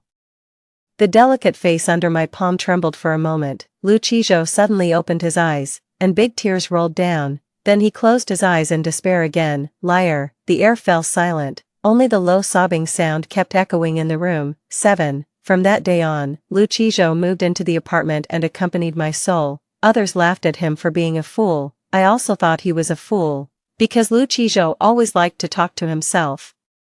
He would share happy things with the air one moment and pour out his bad mood the next. I listened silently beside him, quietly watching his cold face covered with tears. Lucijo got thinner day by day. I knew he was sick. There were always big boxes of medicine on the dining table. I advised him to live well. Unfortunately, it was useless. He couldn't hear me at all. We lived together day and night for a full 3 years, but we were like two lonely souls, separated by an insurmountable barrier. We couldn't touch, couldn't reach, and couldn't hear each other. The longer I stayed in the human world, the more transparent my soul became. I thought that before long, I would completely disappear from this world. Lucijo still went out early and came back late every day. I couldn't leave the apartment and didn't know what he was busy with. Until the 3rd anniversary of my death, Lucijo deliberately turned on the TV and tuned to the news channel. Before going out, he took a deep look in my direction. My eyebrows twitched. I always felt that something was about to happen. Soon, the TV station broadcast an emergency news dash. Eugenian, the head of the U family, died in a car accident. The incident was suspected to be due to personal grudges, and the perpetrator had fled. Currently, the police are making every effort to hunt down the perpetrator. It was Lucijo. He was so stupid. I was extremely flustered. My soul generated huge energy and actually broke through the obstruction of the apartment. Following the guidance of some kind of energy, I floated to my grave. Lucijo was hugging my tombstone, crying like a fool. Shin, I finally avenged you. There were several empty medicine bottles and empty beer cans at his feet. I was running around anxiously beside him. In the huge cemetery, there was not a single person, and no one noticed Lucijo's abnormality. Lucijo, I order you, don't die. Do you hear me? My almost hysterical roar briefly woke up his consciousness. Lucijo took a deep look at me, and a satisfied smile spread across his face. You came to pick me up, right? As soon as the words fell, he used a dagger to resolutely cut the skin on his scar-covered wrist. Chinsini, if there is an afterlife, I will definitely bravely hold your hand. 8. Fortunately, God gave me a chance to be reborn. Looking at the handsome face so close at hand, my face turned red. And my eyes filled with tears. The appearance of Lucijo before his death deeply stabbed my heart. I grimaced in pain, a warm palm gently stroked my face, slowly wiping away the tears from the corners of my eyes. Does the wound hurt again? The car accident wasn't serious, and I only had superficial injuries on my body. Compared to the injuries in my previous life, it was nothing. I didn't feel pain anymore. I don't want Lucijo to know about my rebirth. I nodded and greedily savored Lucijo's warmth. It hurts so much, it's killing me. Only a kiss can make it better. You're so delicate. Lucijo licked his lips, and his black pupils sparkled. Just a kiss, is that enough? Before I could react, someone held the back of my head. An overwhelming kiss came crashing in. It was as if he wanted to crush me completely. I was kissed so hard that I couldn't breathe. Just then, my phone rang inappropriately. It was Eugenian calling. I didn't want to answer it, but the other side seemed tireless and showed no sign of stopping. Impatiently, I tried to hang up the phone, but accidentally pressed the answer button. Sheen. Brother has thought about it. You'd better go home and live there. It's better to have an aunt taking care of you. A muffled groan accidentally escaped from the corner of my mouth. Eugenian must be crazy. Sheen, what are you doing? Answer me. Don't get distracted. I didn't have time to answer. My finger was held and used to end the call. Half an hour later, I was still clinging to Lucijo and couldn't get down. The sound of pounding on the door mixed with curses came from outside. Lucijo, who allowed you to touch her? 9. Eugenian is really noisy. I don't want to pay attention to him, but he doesn't seem to be planning to leave. I got down from Lucijo's body with a sullen face. He rubbed the top of my disheveled hair and smiled with his eyes and eyebrows curving. Be good. I'll go and drive him away. Lucijo opened the door with swollen lips. As soon as the door was opened a crack, Eugenian rushed in like a madman. His gloomy gaze swept back and forth over me. Finally, it landed on my neck, which was covered with red marks. How dare you touch her, Lucijo? How dare you touch her? Eugenian shouted, and with hatred in his fist, he slammed it in the direction behind him. She lost her memory. Don't you know that? This is taking advantage of her vulnerability. I let out a cry of surprise. I saw Lucijo turn his head aside and dodge the approaching fist. Is this still the Lucijo I know? Is he so agile? His moves were fierce, and every punch landed on the flesh. In just a few moves, he completely subdued Eugenian and threw him out the door. Get lost, stop pestering her. The door slammed shut, leaving me with only his gloomy back. When he turned around again, the tenderness on Lucijo's face returned as before. Were you scared? I was simply amazed. I was so stunned that I couldn't move. No, there's something wrong with Lucijo. Are you hiding something from me? Lucijo scratched his head and nodded shyly. Yeah, you said you liked it, so I secretly practiced. What? His slender fingers pointed to his waist and abdomen. Do I like abdominal muscles? When did I say that? I remembered, in my previous life, when I looked at that row of neatly arranged abdominal muscles every day but could only look and not touch. I did express my covetousness for them. No, how could Lucijo know that? I looked at the man in front of me suspiciously. Just in time, I met those eyes filled with a smile. I know that Loves Eating Pancakes is your alternate account. He's been observing me carefully enough. I did post some radical comments on certain types of videos with my alternate account, but don't I have any dignity? Being exposed like this so straightforwardly, how can I use my naughty ideas on Lucijo in the future? Forget it. I gave in and rubbed my hands excitedly. I stared at Lucijo's firm abdominal muscles with great anticipation. Can I touch them? His handsome face quickly turned crimson. After a while, a response as soft as a mosquito's murmur came from above my head. Okay. 10. The next day, I propped myself up from his abdominal muscles. Lucijo's body was reddened by my weight. He was a well-behaved sleeper and hardly moved at all throughout the night. When I was a soul before, I shared the same bed with Lucijo for a full 3 years, but after turning back into a human, this was the first time I had lain together with him. Once the excitement wore off, a sense of shyness swept over me. I blushed and tried to run away. But he caught my ankle and pulled me back onto him. His thin lips touched my lips and rubbed playfully. Are you shy? You didn't look like this when you asked me to call you master last night. I pushed the person in front of me away with a tremble. I'm hungry. Lucijo squinted his eyes, but his fingers didn't stop moving. I quickly explained. I'm hungry in my stomach. Just then, My stomach growled twice appropriately. Lu Qizhou retracted his hand a little disappointedly and looked at me leisurely, but here also says it's hungry. When we finished tidying up and came out of the room, the aunt had left after making lunch. The table was full of my favorite dishes. After lunch, Lu Qizhou asked me, "Do you have any plans for today?" I lost my memory and can't remember anything. I deliberately teased him. "Tell me, how did we fall in love before?" Lu Qizhou's face turned red, and he shook his head proudly. "You just liked to stay with me and never wanted to be apart. Then where did we usually like to go for fun?" I don't know if it was my illusion, but Lu Qizhou's face darkened, and a flash of sadness passed through his eyes. He fell into thought, as if recalling something from a long time ago. "We liked to stay at home. Thinking of this morning, my waist still aches now. I definitely can't stay at home today, Lu Qizhou. Let's go to the home furnishings mall." The house is so cold and deserted everywhere. I don't like it. Lu Qizhou doesn't like the hustle and bustle. There aren't many items in the house, and the decorations are all in cold tones. There's no trace of the warmth of daily life at all. I want to add my own color to this house, not just a few clothes in the cloakroom, but everything. Because Lu Qizhou is always worried about losing me. If I disappear for just a few seconds, he will immediately rush over to check on me.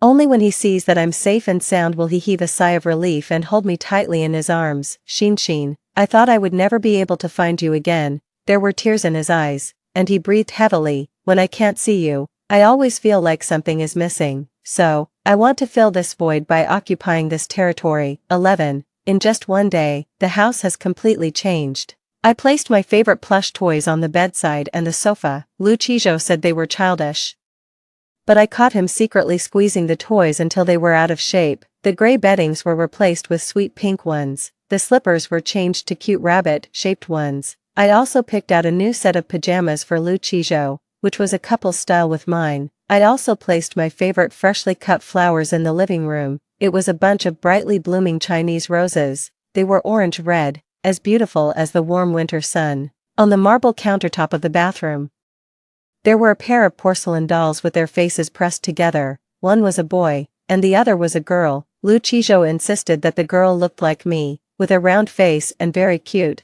I insisted that the boy looked like him, a bit clumsy and very kissable. We refused to admit each other's words and wouldn't give in to each other. Finally, we unanimously decided to place the dolls beside the mirror. We would look at them in the mirror every day, until we were willing to admit that we looked like the porcelain dolls. After taking a shower, we snuggled up to each other and watched a movie on the sofa. Lu Qizhou brought a fluffy blanket and wrapped me and him tightly in it. The movie was very touching. It told the story of a young couple who went from secretly loving each other to getting married. At the end of the story, the two people lived happily together with a little dog. It was a very warm scene, but suddenly I felt my nose sting. If one day I leave, what will happen to Lu Qizhou? He is the most stubborn person. He will definitely be like in the previous life. No, I absolutely can't let him do something stupid again. I sniffled and solemnly held Lu Qizhou's face in my hands. "Qizhou, let's get a cat, or a dog." A hint of alertness flashed between his eyebrows. Lu Qizhou grabbed my wrist and squeezed it tightly in his palm. "Why? You don't like small animals the most, do you?" 12. Actually, I don't dislike small animals. It's just that the elders in the Yu family don't like them, so I can't like them either. That year, I begged Yu Jianian for a long time, and he reluctantly agreed to secretly bring a kitten back for me. But before the kitten reached my hands, it was discovered by my adoptive mother. She threw the kitten away. She scolded Yu Jianian for being obsessed with playthings and unworthy of being the heir, and said that he had disappointed her. She also locked me in a dark room to reflect on my mistakes. If I led Yu Jianian astray again, she would send me back to the welfare home. I didn't understand why a small kitten could bring such a big accusation against us, but I didn't dare to resist. After all, I really didn't want to be sent back to the welfare home. To appease my adoptive mother, I knelt on the ground and admitted my mistake, crying and vowing never to bring any small animals home again. Only then did my adoptive mother's stern expression finally soften. I was locked up for a whole week. When I came out, the kitten had already become a stray cat. I couldn't find it. Feeling sad, I wandered around the park alone. I accidentally saw Lu Qizhou holding a large bowl of cat food and crouching on the ground to take care of the nearby stray cats, feeding them. The cold moonlight shone on him, as if casting a soft glow over him. This was a Lucijo I had never seen before. Lucijo's background was similar to mine. No, he actually had an even worse life than me. Lucijo was an illegitimate son who wasn't accepted. Back then, his father was drunk, and his mother took advantage of the situation and climbed into his father's bed at the right time, and that's how he was born. It can be said that Lucijo was the most embarrassing existence in the entire Lu family. No one looked up to him, no one treated him like a human being. Inferiority and gloom had always surrounded Lucijo. Only the stray cats and dogs in the park would gently rub against his trouser legs. I thought that with a kitten for company, if one day I left him again, with Lucijo's sense of responsibility, he would definitely not abandon the kitten. Of course, I won't let him know these thoughts of mine. I kissed his thin lips in front of me, with a child. The house will be livelier. The word child made Lucijo's eyes flicker. He opened and closed his lips, unable to say anything for a long time. Is that okay, Lucijo? In my previous life, I don't want to let you Jianian off so easily, but the Yu family is powerful. In case something happens to me, Lucijo, you can't do something stupid again. His inky black pupils held my figure for a long time. There was only the sound of each other's breathing in the silence around us. I felt guilty under his gaze and hung on his neck, urging him, is it okay? Okay, it's okay. 13. I had a nightmare. The dream was full of the scene of Lucijo lying in front of my grave, with his white cuff stained red with blood. When I struggled to wake up from the dream, the spot beside me was empty. Where was Lucijo? My heart tightened, and I didn't even have time to put on my shoes. I got out of bed barefoot to look for Lucijo. There was a strange sound coming from the rooftop. My heart sank, and I quickly ran upstairs. I threw the door open to the terrace. Chijo, you're awake. Lucijo was wearing an apron and gloves, and there was a thick gardening mat on the ground. He raised his head from a row of colorful blooming flowers and looked at me. Each one was my favorite. They were also the ones I had planted in the apartment before, after I was imprisoned in the mental hospital. Those flowers had no one to take care of them. Lucijo tried his best but couldn't save them. Now, why was he planting flowers? Why didn't you put on your shoes? Lucijo frowned, took off his gloves, and got up to get my shoes for me. Then he brought a small bench and placed it beside him, motioning for me to sit down. Why did you suddenly think of planting flowers? His pale and slender fingers scooped up a handful of soil, buried it in the flower pot, compacted it, and poured a pot of water.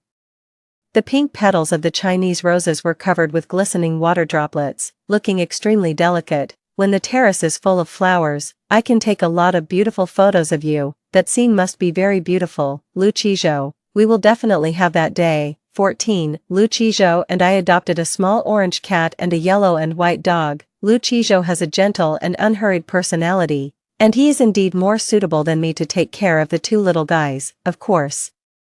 He also took the initiative to take on the housework. He is now busy running around every day. There is always a bright smile on his face. In the morning, he first waters the flowers, then takes care of the two furry children. After eating, he even pulls me to take the little guys for a walk. After taking a shower, Lucijo and I sat next to each other and watched TV series as usual. The two furry children lay at our feet, occasionally making contented purring sounds. It's so happy.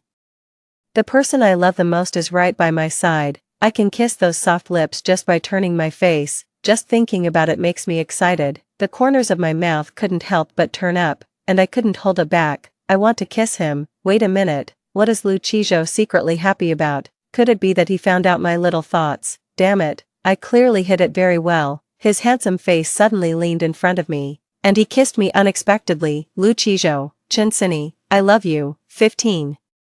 I thought we could spend more time together. Unexpectedly, the separation came so quickly. That day, when we came out of the supermarket, I suddenly wanted to drink milk tea, so I asked Lucijo to go to the garage to drive the car first. He had just left for a short while. A black Porsche Panamera stopped in front of me. I recognized it. This was Eugenian's car. I turned around and ran. Two bodyguards in black suits got out of the car and grabbed me, stuffing me into the car. The driver stepped on the gas pedal hard, and the car roared away. The partition in the middle slowly rose, separating the back seat of the car into a closed space. Eugenian, are you crazy? Let me go back. Shin, it took me so much effort to find you. How could I let you go? His tall body loomed over me. I was forced into a corner. When I was about to hit the car door panel, A large hand reached out and pulled me into his arms, his cold fingers wandered over my waist through my clothes. Eugenian must be crazy, what was he going to do? Did he want to lock me up in a mental hospital again? Absolutely not. The fear of being imprisoned in my previous life crept all over my body. I was so panicked that I couldn't stop shaking all over. I curled up into a ball, with my hands behind my back, and secretly sent a distress signal to Lucia with my phone, but just as I unlocked my phone, Eugenian pressed me firmly into the corner, reached out his long arm, and without hesitation, snatched the phone from my hand. I lunged forward to grab it. Eugenian, what are you doing? Eugenian raised his hand to stop me and opened the car window with the other hand. Then, in my desperate gaze, he threw the phone out. No. After doing all this, Eugenian hugged me tightly with satisfaction and turned his head to kiss the top of my hair. Sheen, you're really disobedient. It's all my fault. I shouldn't have let you leave my side. It won't happen again in the future. We'll be together forever, okay? 16, no, let me go. I struggled desperately and slapped Eugenian hard, but instead of getting angry, he pressed me even closer. He seemed crazy, holding me and talking nonsense nonstop. Sheen, don't deceive yourself. You like me. You were with that guy surnamed Lou just to make me angry. To make me angry because I used him to tease you, right? You're angry that I clearly knew your feelings but pretended not to. Sheen, brother was wrong. No. I'm not your brother. Let's start over. Okay, Eugenian was really crazy, but, Eugenian, I've never liked you. It's impossible. You're lying again. During the time I was locked up in the mental hospital, I reflected every day. What exactly was my feeling for Eugenian? When I saw him with other women, I would feel lost and jealous. I would even use all means to drive those women away. Not only that, but I would always silently follow Eugenian's gaze. I almost greedily hoped that he would always pay attention to me, but all these were not of my own free will. It was the long-term guidance Eugenian had given me. He indulged my willfulness and deliberately gave me a little when my heart was wavering, when I was doubting and consuming myself internally. He made moves towards me that went beyond the boundaries of a brother. He never refuted nor accepted my overtures. This was clearly a long-planned case of PUA, from beginning to end. It was Eugenian who had feelings for me that went beyond those of a brother. He refused to admit it and was tortured by the possessiveness deep in his heart. That's why he wanted to blame everything on me. Eugenian was a coward. How could I possibly like him? I pushed him away with all my strength and loudly exposed his most shameful secret word by word. Eugenian, it's really perverted to fall in love with your adopted sister. After a lifetime, I finally managed to return those words to him exactly as they were. Eugenian, who was pressing on me, paused for a moment, and his eyes quickly turned gloomy. His palm pulled hard, the clothes on my body tore apart with a sound, a chill invaded my shoulders, and the devil in front of me woke up. Eugenian grabbed my neck and pressed his fingertips down inch by inch. Yes, I love you. Every second you were with that guy surnamed Lou, I wished I could catch you back. You'll never be able to leave me. 17, just like in the previous life, Eugenian wanted to imprison me again, but I wouldn't just sit there and wait for my doom. There was a sharp pain on my lips, and the smell of blood spread freely in my mouth. I took out the hidden switchblade from my pocket and stabbed it hard into the chest of the person in front of me. The next second, he grabbed my wrist and slowly turned the handle of the knife in a circle. Are you satisfied now? Huh, I should have guessed it earlier. Eugenian was a complete lunatic. The car suddenly slowed down, and the tail sound caused by the emergency brake almost pierced my eardrums. Due to inertia, my body quickly leaned forward. Eugenian was quick-eyed and quick-handed and pulled me into his arms, probably because he pulled the wound. He let out a muffled groan and growled at the driver in the front seat. Are you fucking trying to kill yourself, master? There's a car in front trying to force me to stop, a black Maybach. It was Lucia. The car in front was moving at a very high speed, pressing closer step by step. It had a heroic and tragic feeling of destroying both the jade and the stone. Looking closely, the car in front still left a tiny gap that was almost imperceptible. They were all lunatics. Eugenian was even crazier. Ram into it. I don't believe he's not afraid of death. However, he underestimated the human instinct for survival. Facing two lunatics, the driver wasn't stupid enough to risk his life. The moment the two cars collided, the driver quickly stepped on the brake, turned the car around, and crashed into the green belt beside the road. The car in front stopped quickly. Lucia's eyes were blazing with anger. He climbed over as quickly as possible and pulled open the car door. After confirming that I was safe and sound, he let out a long sigh of relief. Then he carried me out and placed me down gently, taking off his coat and draping it over me. "Stay here obediently and wait for me." Immediately after, Lucijo dragged Eugenian out of the car and punched him one after another. He didn't say a word and poured all his anger into his fists. Eugenian had already been stabbed by me.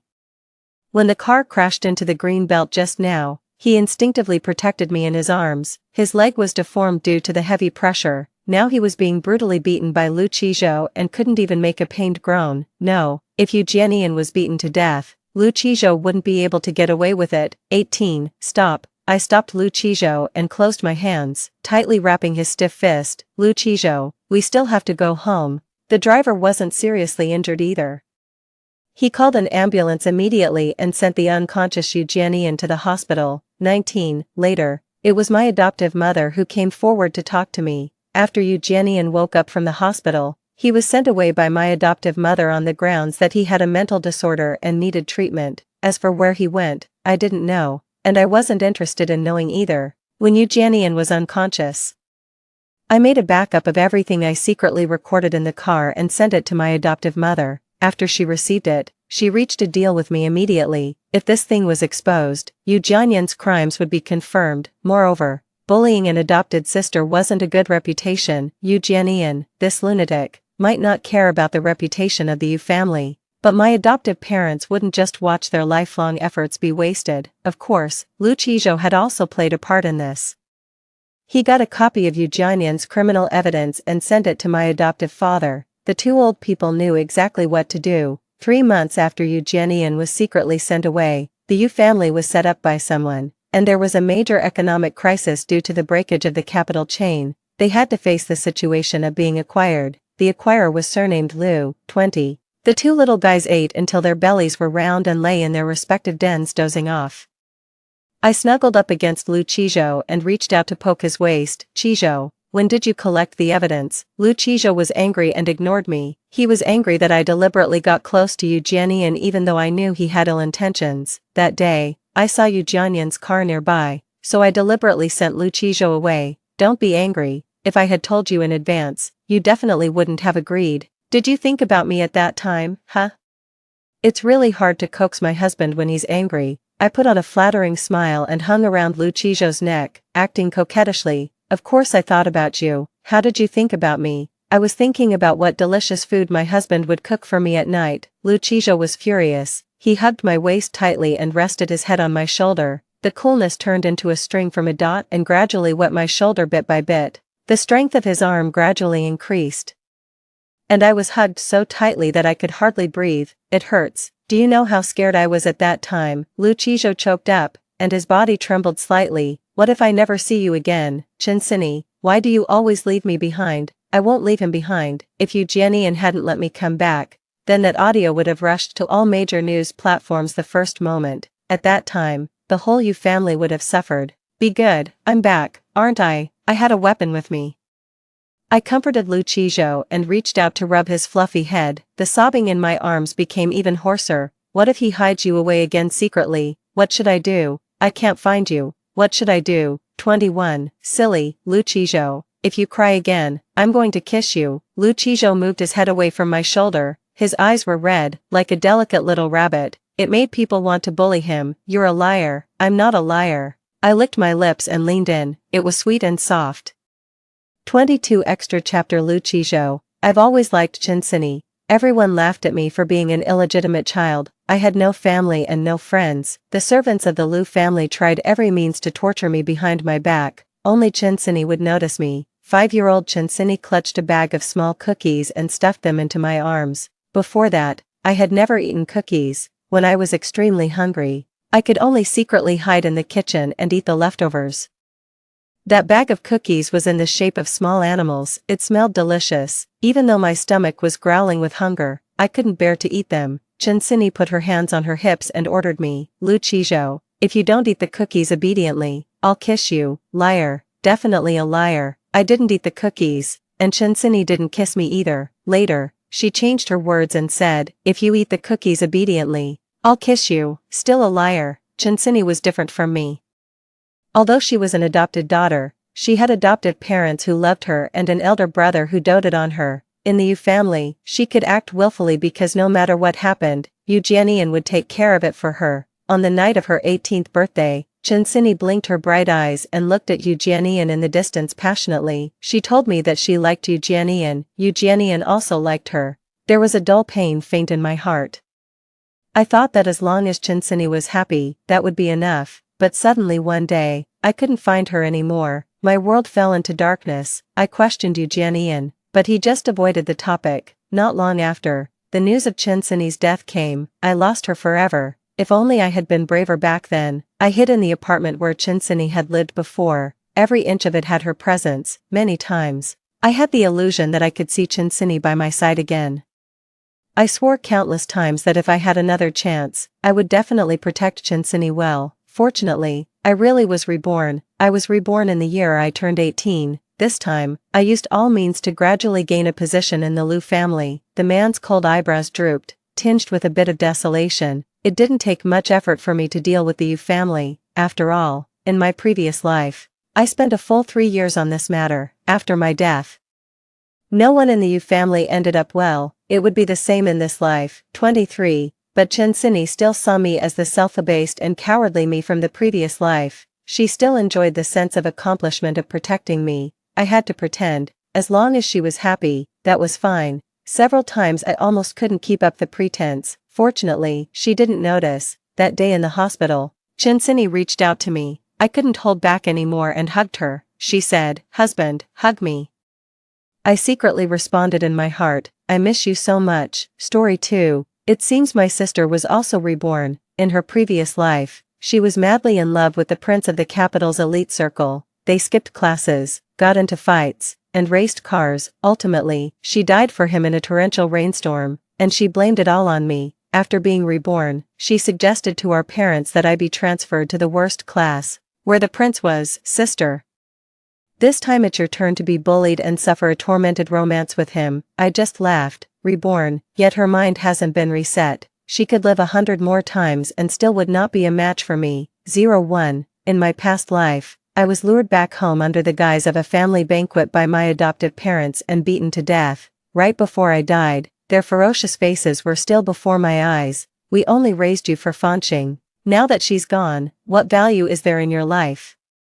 My head was struck hard with a baseball bat. Blood flowed, blurring my vision. I suddenly opened my eyes from the darkness. The exceptionally clear scene before me left me stunned for a couple of seconds. The familiar interior bathed in bright sunlight. My adoptive mother and sister sitting in front of me. Soon, I heard my adoptive mother's anxious voice. "Fanqing, what on earth is going on? Your teacher called, saying you want to switch classes, to the worst class in the grade." My sister, Lu Fanqing, slowly lifted her head with a delay. Switch classes, switch classes." She blinked, as if she had just realized something. Her gaze shifted around, then she pointed at me. "Mom, the teacher made a mistake. I meant to say switch classes for my sister. There are so many poor students in class 13, and my sister has always been keen to help others. She would surely be happy to help them, right?" In her past life, Lu Fanqing fell in love with Zhou Jinnan, the prince of the capital's elite circle.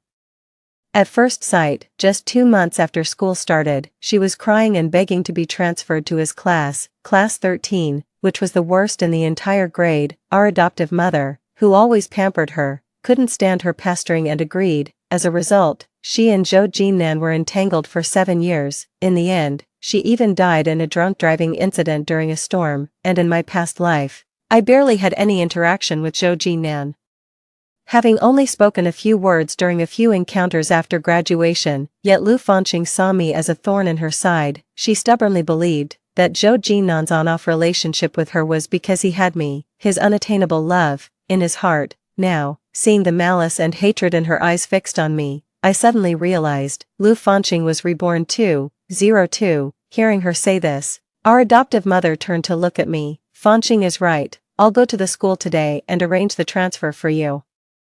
Her tone left no room for doubt. I knew, although out of gratitude to my father, the Lu couple had adopted me, they had always treated me as a servant for Lu Fanqing, never truly as their daughter. In my past life, when Lu Fanqing cried and begged to switch classes, our adoptive mother, concerned, initially wanted me to follow her, but Lu Fanqing strictly refused. Our adoptive mother then dropped the matter. Later, Lu Fanqing triumphantly bragged to me, "Don't think I don't know. During your violin competition, Zhou Jinnan skipped class to watch. Did you think I would give you a chance to be with him day and night?" I looked at her foolish expression and said nothing. Zhou Jinnan coming to my violin competition, what a joke. He probably didn't even know how many strings a violin has. That rumor was something I indirectly spread, just to keep Lu Fanqing from dragging me down with her. But now, since she's reborn, I might as well play a different game with her. That night, Lu Fanqing entered my room silently. In this house, my room doesn't have a lock, because I'm not allowed any privacy. She stood by my bed, her cold and resentful gaze scrutinizing me. Then, she suddenly burst into laughter. "Sister, now it's your turn to be bullied by him, to be deeply involved in a tormenting love." I'm not sure if she had tipped him off beforehand. The next day, as soon as I walked into class 13 with my backpack, a book was thrown at me. I slightly tilted my head and dodged it. The next second, a lazy voice came from not far ahead. "Who allowed you to dodge?" Zhou Jinnan was lounging on his chair, legs crossed on the desk, looking at me arrogantly. "Forget it, I'll give you a chance. Pick up the book, hand it to me respectfully, and let me throw it again, then I'll let you off for the morning." Hearing this, my eyelashes fluttered. I bent down, picked up the book from the floor, and walked step by step towards him. Several of Zhou Jinnan's buddies were standing by his side, looking at me with disdain and undisguised malice. I smiled and asked, "Is this how you throw it?" While speaking, I fiercely slammed the hardest part of the book's spine onto his nose. "Ah!" Zhou Jinnan jumped up from his chair, covering his nose, which was now bleeding profusely. He suddenly flashed a sinister smile at me. "You bitch, daring to hit me, you're done for." His buddies around him looked unfriendly and were about to close in on me. Fortunately, at that moment, the teacher entered the classroom. "This is Lu Suiyan, our new transfer student and the second highest scorer on the entrance exam. I hope everyone gets along well and learns from Lu Suiyan." "Oh, a top student," Zhou Jinnan sneered. "Don't worry, teacher. We will definitely get along peacefully with classmate Lu." The ways he bullied me were no different from those cliched plots in novels, just the usual. Putting thumbtacks on my chair, throwing dead snakes and rats in my drawer. I would remove the tacks, and I would emotionlessly pick up the dead snakes and rats and toss them into Zhou Jinnan's lap, which actually turned his face pale with fright. After realizing that these tactics were ineffective against me, he resorted to the simplest form of violence. That afternoon after school, I opened my math workbook and found a small note inside. "They are going to take you to the equipment room." I stared at the note for a few seconds, then crumpled it up and threw it in the trash. I wonder who wrote it. In my past life, I heard that class 13 was full of underachievers, but in this life, after observing since I transferred here, I realized that's not the case. The students in class 13 were subtly divided into two groups. Aside from Zhou Jinnan and his few domineering cronies, the rest were mostly students from poor families or those facing various difficulties. Their space for survival and learning was squeezed to the minimum by the prince and his followers. My gaze swept over the few scattered students in the classroom. Finally, a girl named Su Xiang, sitting diagonally behind Zhou Jinnan, frantically avoided my gaze. I understood then, but pretended not to know and stood up with my backpack. "Hey, Lu Suiyan." She hesitated for a long time but still called out to me, "Let us walk with you after school." She and a few girls beside her mustered their courage and looked at me. I silently met their timid yet brave gazes for a moment, then suddenly, I cracked a smile. "It's okay, don't get yourselves involved." As soon as I stepped out of the classroom, Zhou Jinnan, accompanied by a few of his friends, shoved me into the equipment room in the corner of the playground. There, I saw a face I knew all too well, Lu Fanqing. Zhou Jinnan stood beside her, nodding at me with his chin. "Is this your sister who takes advantage of her connections to your family to throw her weight around at home?" "Yes," Lu Fanqing responded indifferently, "but you shouldn't bully her like this. I don't want to become someone like her." Her stance was stubborn and proud,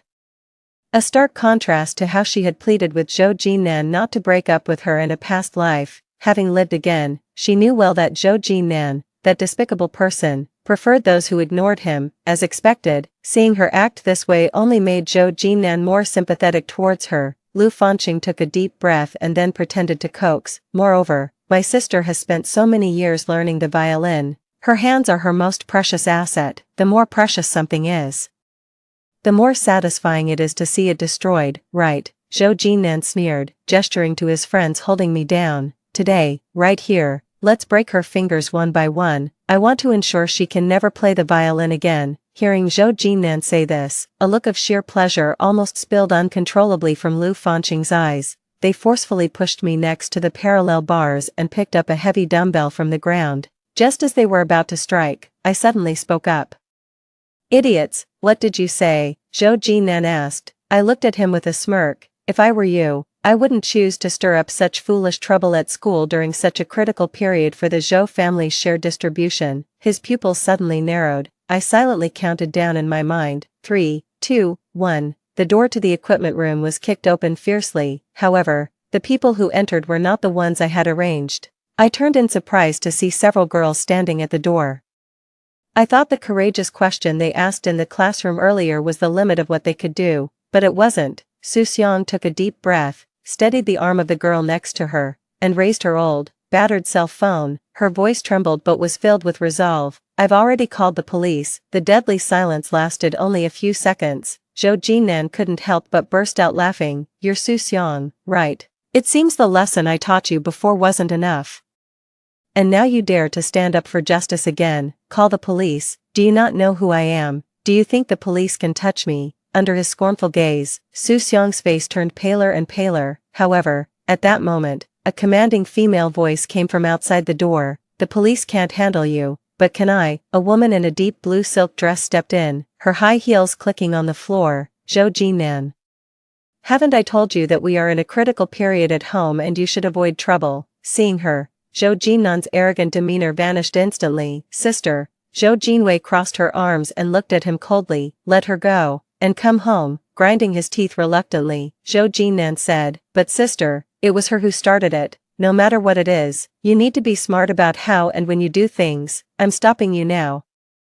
But that doesn't mean I will always stop you in the future." Indeed, it was Zhou Jinwei whom an anonymous letter of mine had summoned. Last month, the old patriarch of the Zhou family passed away. The younger generation has been fighting fiercely over the inheritance of his shares. At such a time, any little leverage could serve as a pretext to exploit. Zhou Jinwei would never allow her younger brother to ruin her major plans, nor would she willingly let herself be used by me. Before leaving, Zhou Jinwei glanced at me emotionlessly, as if looking at an insignificant ant by the roadside. The meaning behind her gaze was clear. Once the turmoil within the Zhou family subsides, Zhou Jinnan can deal with me however he wishes. I met her gaze and silently mouthed, "See you next time." Lu Fanqing stared at me intently for a moment, then suddenly burst into laughter. "Zhou Jinwei actually showing up here.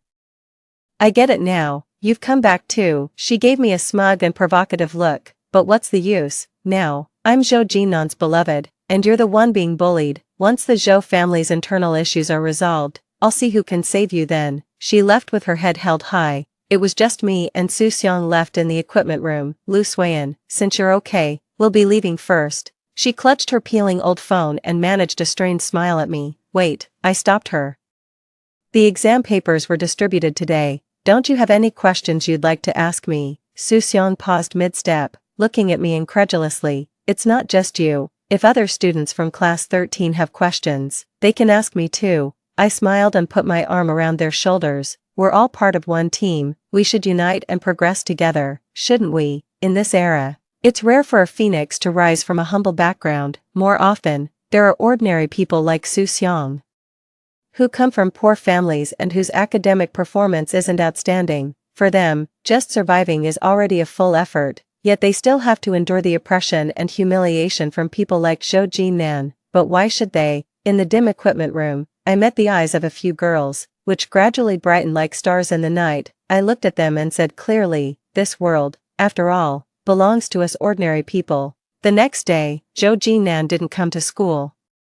I knew the internal strife in the Zhou family had escalated. He simply had no time for school, so I naturally took over the self-study class for class 13. The self-study sessions and after-school time, usually dominated by Zhou Jinnan and his lackeys, disrupting everyone's focus, turned into extra study sessions for everyone. In both my past and present life, I've put extra effort into studying. I stayed up late, compiled a set of key practice problems, printed them, and distributed them to everyone. they worked hard on these problems, noting down any they couldn't solve, which we then discussed together the next day. During this period, Zhou Jinnan's ignorant lackeys still tried to cause trouble. They laughed as they splashed paint on my blackboard and then provocatively watched me. Don't think you can do whatever you want just because Brother Nan isn't here. The day he returns will be your doom. At my signal, Su Xiang's deskmate, a girl named Zhao Jia, silently closed the classroom doors. Then everyone stood up and slowly surrounded them. It seems you haven't grasped the situation. I lifted my water cup and fiercely smashed it on the face of the lead lackey. Before that, it's possible your doomsday might come even sooner. When the second month's exam results were released, the entire grade was astounded. For the first time, Class 13, which had always been at the bottom, soared to third place in average scores. 2 seats among the top 10 rankings in the grade were occupied by our class. The school leaders quickly caught wind of this and made a special trip to Class 13's classroom to inquire about the situation. Su Xiang responded to them. It's all thanks to our class committee leader, Lu Suiyan. She has been tutoring all of us privately. Lu Suiyan, the foster daughter of the Lu family. I remember she was originally the second highest scorer in the entrance exam, right? She ranked first in the grade this time. Who placed her in Class 13? It seems some school leaders still remember me. They asked Su Xiang, where is she now? On this day, the internal strife within the Zhou family had just settled, and Zhou Jinnan returned to school. As expected, he and his group ambushed me on my way to school. In the dark alley outside the school gate, Zhou Jinnan kicked over a trash can. With a sinister smile, he said, Lu Suiyan, didn't I tell you that you'd be done for once I returned? Lu Fanqing, standing by, offered a lukewarm piece of advice. Don't go too far. It won't end well if this gets too big. Don't worry, Zhou Jinnan sneered coldly. This time, my sister won't come to save her. He and a few of his lackeys who I had previously fought gradually closed in on me. I heard you ranked first in the grade this time. The hands that can solve problems and play the piano will surely cry miserably when they're crippled, won't they? They forcefully surrounded me, grabbed my wrist, and were about to slam me against the rough wall. When the school leaders, following Su Xiang, found me, they witnessed this scene. Stop! Under the stern rebuke of the head of discipline, Zhou Jinnan's lackeys instinctively shuddered and let go. What are you doing here during school hours? Before Zhou Jinnan could speak, I took the initiative. Teacher, they said they were going to cripple my hands. In the large conference room of the administration building, Zhou Jinnan and his gang stood lazily, looking completely unconcerned. The principal coughed lightly. We have already understood the ins and outs of this incident. Indeed, what Zhou did was wrong, but fortunately, we arrived in time, and no serious consequences occurred. Let's all take a step back, and let this matter pass. The attitude was clearly one of playing down the issue. I smiled and said, is that so? Then I request Zhou Jinnan to apologize to me. That's not too much to ask, is it? Apologize to you? Zhou Jinnan, as if he'd heard a great joke, said, do you deserve it? I'm not without surveillance. If that's the case, then let's involve the police. The tension between him and me was palpable, neither willing to back down. One was a so-called prince from a wealthy and powerful family. The other was a top student who not only excelled herself but also led her classmates to improve. Making this a police matter would tarnish the school's reputation. The principal, unable to afford offending either side openly, could only have a teacher pull me aside to persuade me. Lu Suiyan, we know you feel wronged, and it was negligent of the school not to stand up for you before.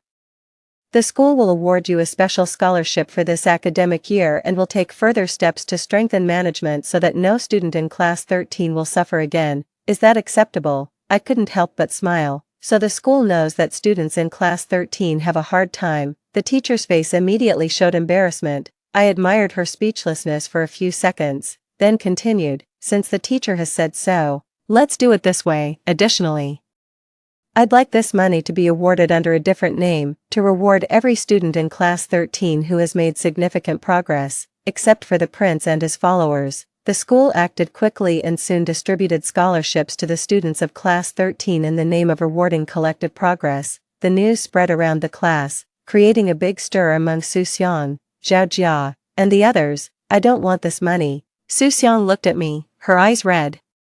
He should have apologized and admitted his wrongs. If we had been even a minute late, your hand, we wouldn't have been late. I had calculated the timing for school and the honor roll announcement perfectly, I said. Besides, even if you hadn't come, They probably couldn't have done much to me. People who live in luxury are most afraid of a do-or-die situation. Zhao Jia. The girl who had also made it into the top 10 of our grade with me this time, she didn't say a word. Just handed me her bank card. I pushed it back to her. I don't need this money. I can easily earn it back by writing some code for college students' course projects. Also, you guys shouldn't feel pressured. A flimsy apology is worthless. He wasn't truly remorseful. So what's the point? Only tangible benefits really count. With less than 6 months left until the college entrance exams, for these girls from poor families, material gifts can help them focus more on their studies. In my previous life, I remember, after the college entrance exam results were released, very few from class 13 managed to get into a university. Everyone became just a backdrop to the tumultuous love-hate relationship between Lu Fanqing and Zhou Jinan. Even two girls, who had angered Zhou Jinan while he was in a bad mood from arguing with Lu Fanqing, were beaten up by his gang and ended up in the hospital, missing that year's college entrance exam.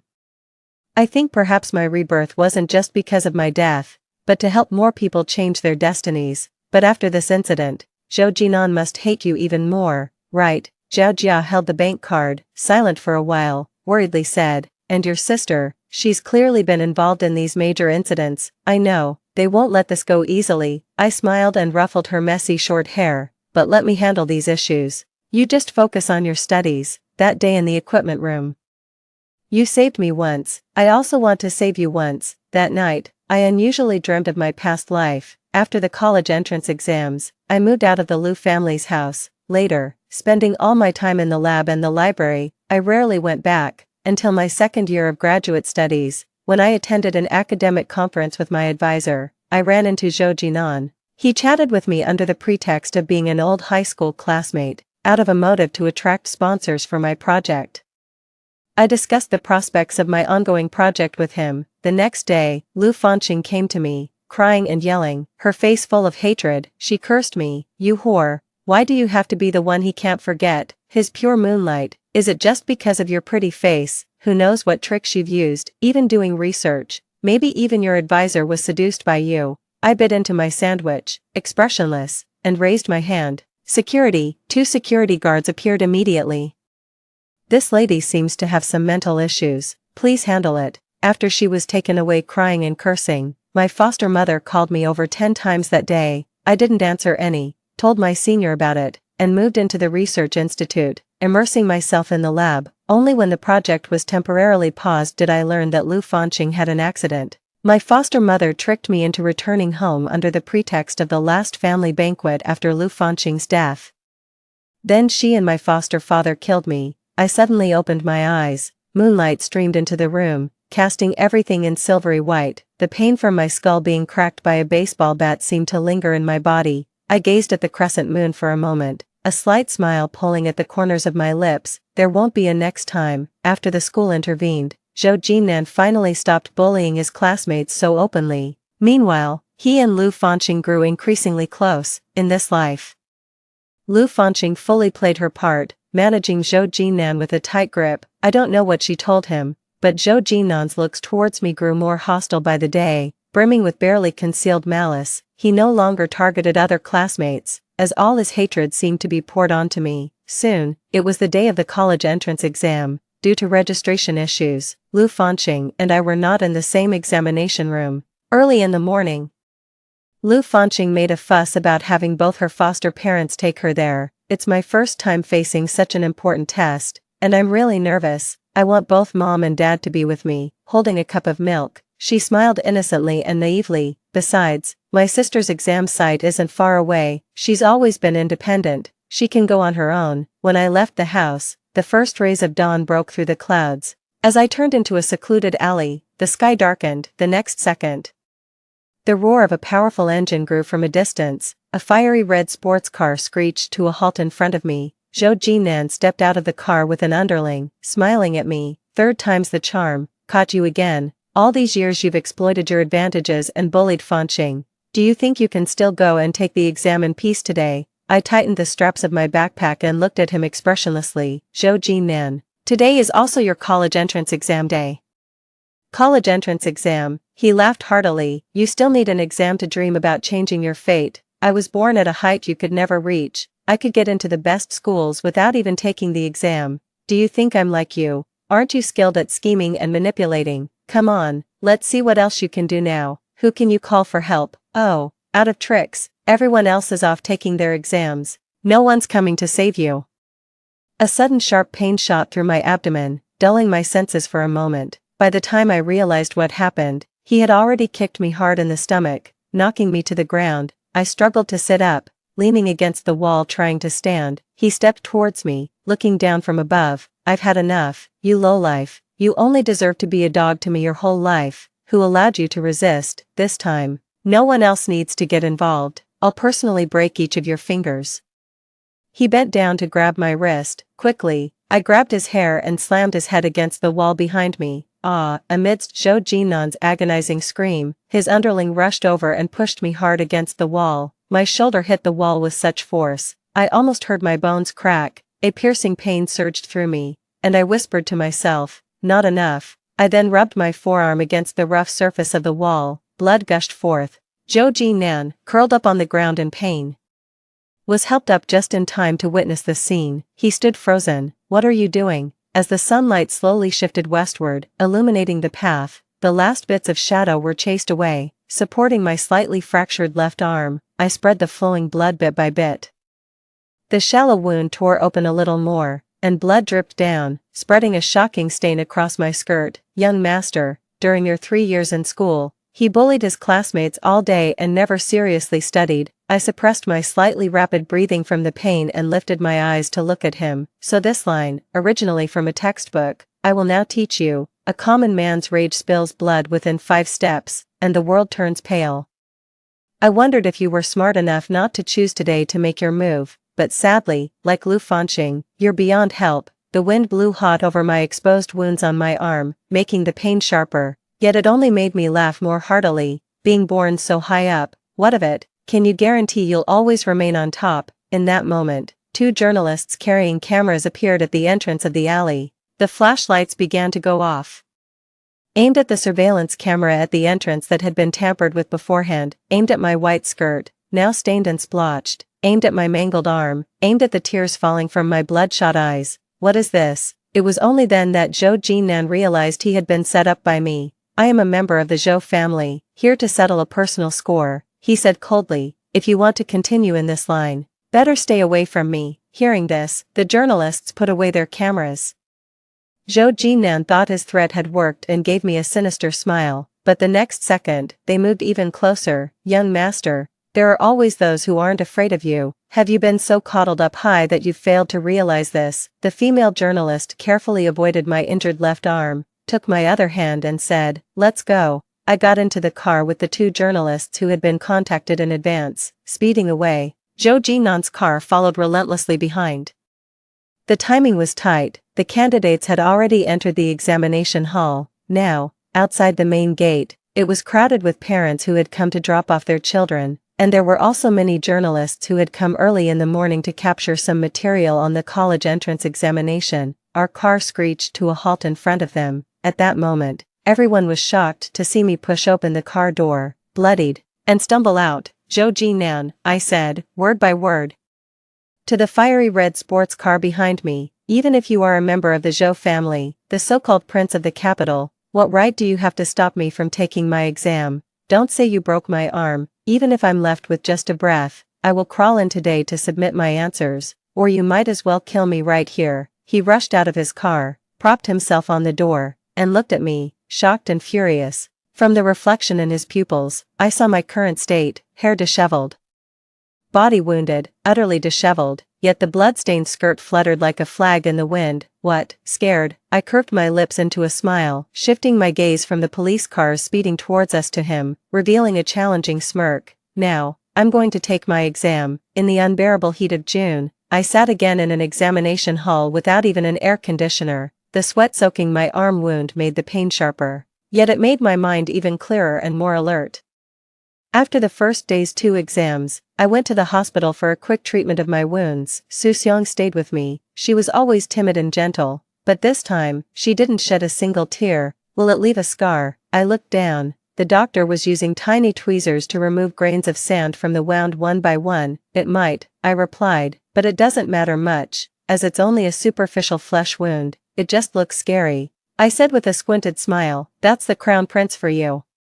Making a big fuss always comes with a price. After treating my wounds, I didn't return to the Liu family that night. Instead, I stayed at a small inn near the examination site. No matter in my past life or this one, the exam was never too challenging for me, especially since I retained the complete memories from my previous life. The knowledge I had acquired and the scientific achievements I had made were firmly etched in my mind, becoming an irreplaceable treasure, something that Liu Fanqing, no matter how many times reborn, would never possess. After the last exam ended, I went straight to the hospital. Lying in the hospital bed, I took out my phone and unsurprisingly saw my name trending online. #3 mock exams topped but almost missed the college entrance exam. #Zhou Jinan I am from the Zhou family. #Lu Suiyan so handsome. Before the exam started, the scene where I confronted Zhou Jinan outside the venue, bloodied, was the top trending topic. My god. She still came to take the college entrance exam in that condition. She's the top student in her grade, she's been bullied by Zhou all through school, and if she couldn't attend the college entrance exam, all 3 years of her effort would have been in vain. Isn't anyone going to investigate the Zhou family? They are completely lawless. I turned off my phone and looked at the two people in front of my hospital bed. Su Xiang skillfully peeled an apple with a small knife. Zhao Jia sat across from me. Everyone wanted to come and see you, but they were afraid of disturbing your rest, so they sent just the two of us. It's nothing serious, I'll be out of the hospital tomorrow. I moved my shoulder and left arm, both in casts, and smiled at her. How did you do on the exam? Think you can beat me? Who wants to surpass you? She said quietly, looking at me. How could you be sure those two reporters would help you? She asked.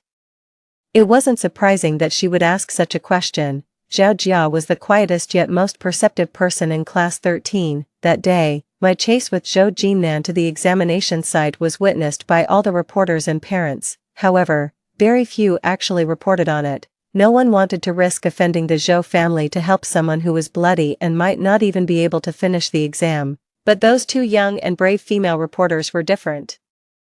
Because brave people will always be brave, righteous people are forever righteous. In a past life, a major incident had occurred at the school next to ours. A professor had falsified academic work for years, embezzling hundreds of millions in funds, but was reported by the dozens of students he had supervised. Leading the charge were two young and brave female reporters, Su Nan and Lu Yan. In this life, when I contacted them, they were still interns. After hearing my plan to escalate the situation, they were puzzled. If you knew what he was planning, you could have avoided the danger altogether. There's no need to risk yourself, Su Nan said over the phone, clearly confused. Because I don't want to just avoid him this time, I said, looking down at the butterfly knife I was fiddling with in my hands. And chuckled lightly. It's not just me he's bullied, and not just my class. If we are going to cause a stir, let's make it big. The public uproar lasted more than half a month, peaking the moment the college entrance examination results were released. This time, my score was nearly 20 points higher than in my previous life, earning me the title of provincial top scorer. My value increased layer by layer, forcing the Zhou family to send someone with more authority to negotiate with me. My foster parents called, repeatedly insisting I must return to the Liu family for a visit. The moment I pushed open the door and saw Zhou Jinwei, I couldn't help but burst into laughter. Miss Zhou, I told you the other day that we would meet again. She looked at me, anger swirling in her beautiful eyes for a moment before being replaced by her well-mannered composure. Lu Suiyan, just state your terms. Pretending to be oblivious, I asked, what terms? My foster father suddenly slammed the table. Don't play dumb, Lu Suiyan. Take what Wei was still sitting in the same spot. Her gaze towards me was filled with undisguised loathing. It was the kind of malevolence that a superior feels towards an inferior who dares to offend her. Wishing she could swiftly put an end to it, I smiled. Miss, you must have guessed before coming today that I wouldn't agree to a settlement, right? I just wanted to see if you were as foolish as I imagined. She stood up, wearing high heels. She towered over me, exuding a powerful presence. Her eyes looked down on me coldly. It seems you really are, these so-called righteous rages. You don't really believe in them, do you? She tugged at the corner of her mouth, revealing a chilling smile. See for yourself if you can bear the consequences of offending the Zhou family. This matter eventually ended with the Zhou family paying a heavy price to suppress public opinion. To avoid the limelight, Zhou Jinan was sent abroad to study. Meanwhile, I returned to school with all my classmates from class 13 to receive our due honors this year in the college entrance examination. Class 13, originally the lowest performing class, all passed the undergraduate admission line without exception. Zhao Jia scored 692 points and was admitted to the top university next to mine. The principal, his cheeks flushed with excitement, shook my hand vigorously, saying he would reward me with a significant scholarship. I smiled and said, "Principal, you must also be aware of what happened outside the exam hall, right?" He froze on the spot. "Rather than a scholarship. I hope the school will handle things fairly from now on and strengthen its management. At least after this, there shouldn't be another Zhou Jinan who treats human life lightly." He laughed dryly a couple of times. I knew that after the chaos on the day of the college entrance exam, the Education Bureau had already sent people to investigate several previous bullying incidents, given their level of concern. There would at least be a fair and just learning environment here for many years to come. Leaving school, I bumped into Lu Fanqing. Her gaze towards me carried even deeper hatred than before. "Lu Suiyan, how dare you? How could you?" She glared at me, teeth clenched, as if she wanted to bore holes into me. "Do you think you can turn things around by living again, daring to offend the Zhou family? You might not even know how you'll die one day. There's no need for you to worry about this." I curved my lips slightly, yet there was not a hint of a smile in my eyes. "Or, you could try testing this out on the Zhou family first. To take my life, what price must you pay?" In September, I enrolled at Tsinghua School of Optoelectronics. Due to the residual attention from a previous public controversy, every move I made was under the watchful eyes of countless people. This attention not only ensured my temporary safety within the Zhou family's sphere of influence but also allowed me to quickly connect with a mentor from my past life. "Professor Tan, I would like to choose you as my mentor for this year's International Collegiate Hardware Programming Competition." She scrutinized me for a moment, her gaze softening behind her glasses. "I know you, you're the student who dared to challenge the Zhou family. After indisputably winning the gold medal in the competition, I chose a moment when no one else was around to hand over my research on a chip, which was years ahead of its current development, to my mentor first. This project is currently in a state of absolute secrecy." In the empty office, she examined me intently. "And you are just a freshman, Lu Suiyan. I need an explanation. You could consider that I have an exceptional talent, or maybe, I didn't drink main post soup in my past life." I smiled. "I understand your doubts. You are free to verify the experimental data and results I have submitted, and you can investigate my background as you wish. I just want to do everything I can. After all, in this era where technology around the world is advancing rapidly, the significance of leading in a certain technology by even a few years is something you are more aware of than I am." My mentor has always been a cautious and thorough person. I knew she would really investigate, so I patiently waited. About a week later, she invited me to her home. The first question she asked me was the same one Zhao Jia asked me in the hospital room. "How did you know that these two reporters would definitely help you?" But there was a difference. You didn't contact anyone else, you went directly to them, without trial and error. It meant that from the beginning, you were certain of how they would act. You didn't even go through great lengths to find their contact information. And even earlier, you had sent an anonymous letter to the Zhou family. In the quiet room with the curtains drawn, I faced her with a calm expression. "When I was very young, my mother passed away from illness, and after my father died, I was fostered by the Lu family. For a long time, I didn't know what love and tolerance from elders felt like, until I met my mentor in my previous life. Then, busy with a paper due to be published, I spent 3 days in the lab, my eyes red from lack of sleep. During a dinner with my mentor, still crunching data in my head, I was suddenly brought back to reality when she tapped my head with her chopstick. "People might think I'm overworking you if you're so distracted even during dinner." I snapped back to the moment. She playfully pinched my cheek. "Why not smile more? You're so young, yet you look more serious than this old lady, now in this life." As she looked into my eyes, after a long while, she suddenly spoke. "When I'm not doing research, I occasionally read some novels about time travel and rebirth, though they're a bit fanciful. I must say, they're quite entertaining." I blinked. "Really, I don't read them much. The materials you've submitted, I will arrange for them to be verified as soon as possible, and then proceed to rationalize the development of the project," she continued. "As for after you finish your foundational courses, I will apply to the school to let you join my lab early. Is there any other difficulty?" despite the mention of this, I no longer feel sleepy. I took a step forward, held her hand, and said sincerely, "Teacher, it really exists." With my connections facilitating introductions, I smoothly sold several large algorithm software programs I had developed. In the process, I amassed a considerable amount of funds and gained access to information channels far more extensive than before. One company even sent me an invitation to a business dinner. I attended with the intention of securing a few more deals, but unexpectedly, I ran into Lu Fanqing there. She was dressed in a pristine white outfit, with a string of smooth pearls around her neck, following behind Zhou Jinwei, enjoying the adulation of everyone around her. I remember from a past life, her relationship with Zhou Jinnan was not accepted by his family. Zhou Jinwei particularly despised her, publicly stating multiple times that the Zhou family would never accept a girl from such a humble background. It seems that in this lifetime, she has successfully integrated into the Zhou family. I scoffed sarcastically, handed out a business card, and turned to leave, but Lu Fanqing stopped me. "Lu Suan." I turned around, only to see her stepping away from Zhou Jinwei to approach me alone, holding a glass of wine. She put on an innocent face and said, "Since when do sisters hold grudges overnight?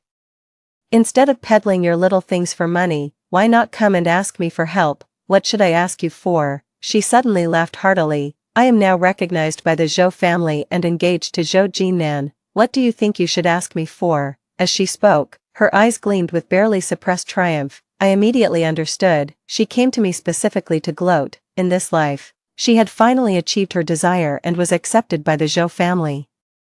I was so disgusted that I didn't want to exchange another word with her. I turned and walked away, but she yelled after me in frustration, "How long do you think you can be proud? The controversy from before has long passed, and once Jinnan returns from abroad, no one will be able to save you. Lu Suan, I will watch with glee as you meet your end." I saw Zhou Jinnan again at an industry exchange meeting I attended with Zhao Jia.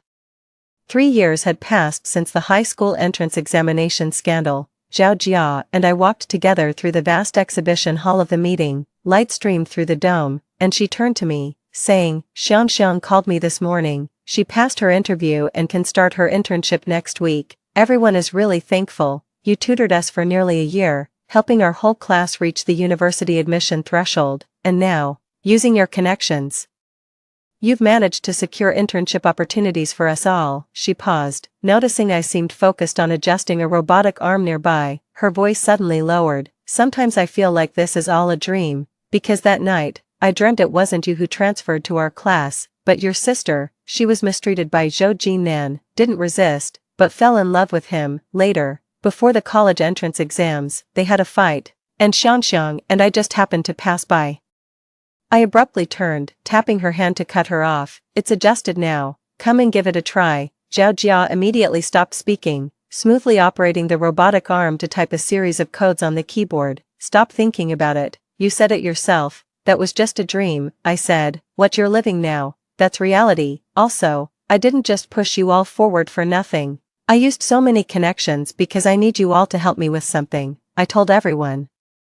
You can consider this a fair trade, not a debt you owe me. She stared at me blankly. This person has always been terse, and even now, she probably couldn't find the right words to say. I was about to remind her that it was time to leave when I suddenly heard a voice that was all too familiar. "Lu Sui," and I paused, looking up. There, not far away, I locked eyes with Zhou Jinan's sharp gaze. Perhaps it was the 3 years of honing abroad, but he seemed even more composed than before. His malice was restrained, greeting me with a slight smile. "Long time no see. So, it's young Master Zhou." I smiled. 3 years gone. I thought you might have died in a gunfight." His expression remained unchanged, but the hostility in his eyes intensified slightly. "You should be glad we're just in the country, otherwise, I could claim self-defense if I pulled a gun on you right now." He probably felt quite imposing when he said that. However, just then, a robotic arm next to him rotated counterclockwise half a turn, hitting him on the back of the head. "What are you doing?" Zhou Jinan momentarily lost his composure, glaring murderously at Zhao Jia beside me. She remained calm, quietly turning the robotic arm back. "Sorry, my hand slipped." Zhou Jinan is an impatient man. Soon, I awaited his retaliation. That afternoon, suddenly, someone accused me and my advisor of academic fraud. The claim was How could an undergraduate who hasn't even graduated yet create such a chip and publish 3 papers in top journals? The confrontation outside the exam hall years ago was brought up again, but this time, public opinion flipped. They said I was deliberately hyping things up, trying to craft a persona for myself. After all, she still managed to enter the exam and even topped it. How incredible is that? True. If it were just an ordinary person who had offended the Zhou family, would they still be living such a good life now? I heard she won a gold medal at the World Hardware Design Competition as soon as she entered the university. What ordinary student could do that? Her advisor must be involved too. Manipulating public opinion is a strong suit of families like the Zhous. 3 years ago, they only fell behind because I got the upper hand first. This time, they clearly wanted to solve the problem once and for all, preventing me from ever recovering. All projects my advisor and I were working on were put on hold, and the school even suspended classes to investigate, because the issue has become so heated. This is a routine investigation. When I was taken away, she comforted me. Don't be afraid, we have nothing to fear if we stand upright. I asked her, teacher, do you believe in me? She gazed at me calmly in the setting sun. If you extend the timeline of an event, stretching it back to every key point and magnify what everyone did, you'll discover some interesting things. Like playing chess, each move may not have an immediate effect, but a long time later, when everything is connected, I tapped my chin with my fingertip, you'll realize that the initial actions had purposes beyond just the immediate goals. For the next half a month, I did nothing and let public opinion ferment. I even intentionally left some loopholes, leading the Zhou family to believe that there were indeed problems with my papers and results. As if sensing blood, they attacked even more ferociously. Even Lu Fanqing came out, tearfully accusing me in front of the media. After being fostered by their Lu family for so many years, I ungratefully betrayed them, taking advantage of her role as the older sister. She bullied her sister relentlessly. After a tumultuous period, the issue had escalated to the point where it captured the national attention, and the public demanded an explanation from us. Consequently, I hosted a press conference that was broadcast live online. The journalists interviewing me were Sun An and Lu Yan. As their cameras focused on me, I flipped through the papers in my hand. These are records of the coursework designs I've been helping college students with since high school. This is a detailed explanation of my complete thought process for the development of the TW2108 chip. Here are the first, second, and final drafts of my thesis along with all the experimental data. As for whether the incident outside the college entrance examination venue years ago was a publicity stunt, please watch this video clip. The video projector was turned on, playing a brief clip from that day on the small road. The zoomed-in camera captured every detail vividly. The traffic camera that had been tampered with ahead of time, my white skirt, stained and blotched, my arm, gruesomely wounded, tears fell from my bloodshot eyes, and in the video, Zhou Jinan turned his head abruptly, his expression fierce. I am a member of the Zhou family, here to settle some personal scores. If you want to continue in this line of work, you better stay away from me. Click, the screen went dark. I composed myself and continued speaking to the camera.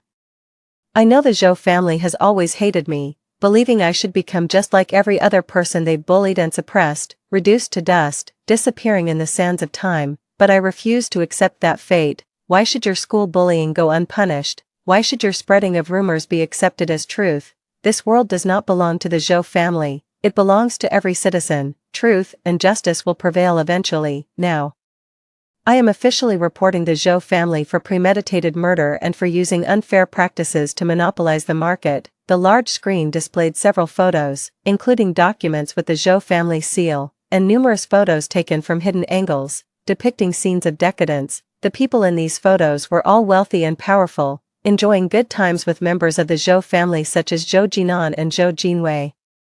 There were even photos of Zhou Jinan meeting certain individuals abroad during his 3 years of study. Before all the evidence could be fully presented, the live broadcast was abruptly cut off, but I knew that everything I had said and shown would spread rapidly through the vast network of the internet. Sun An, Lu Yan, and I sat in the room. The studio lights shone on our faces, slightly warm. I rubbed my cheeks and smiled. I told you, I didn't want to just avoid him this time.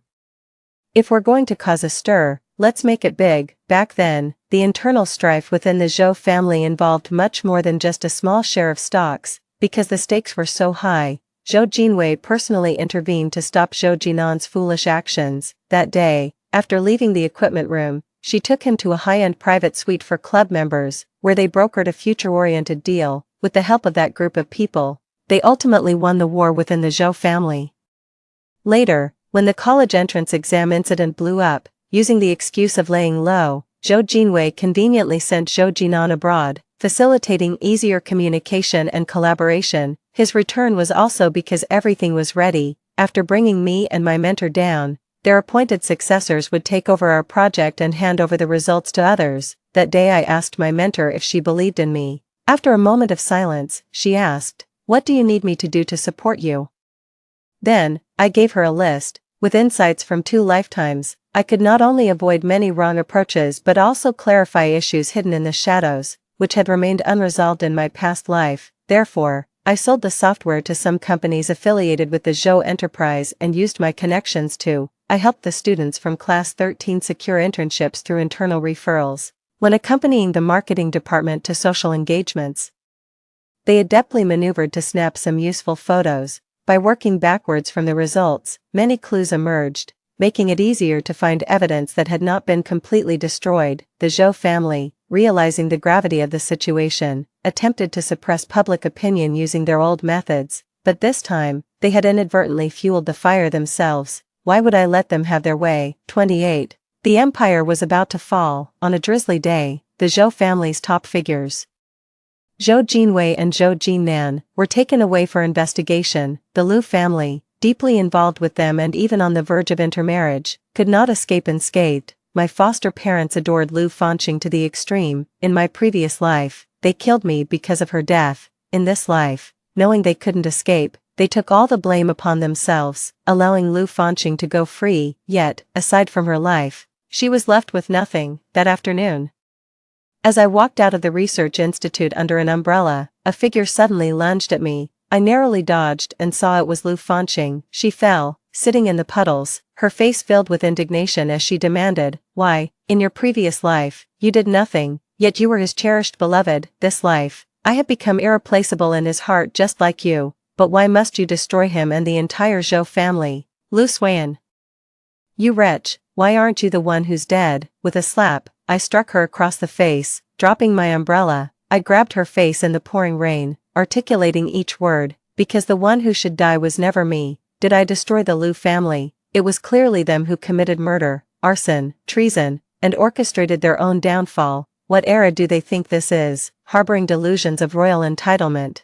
Such notions should be buried with the remnants of feudalism." Liu Fanqing, don't you understand? You're too foolish, too short-sighted. Do you know how much can be achieved by leveraging information in a second life? It can save an entire class's future, advance our country's core technology by 5 years, remove a malignant tumor well in advance, preventing massive losses. To exaggerate a bit, it can change the entire world, while all you think about is becoming the love of a man. To have him utterly devoted to you, you're hopelessly foolish.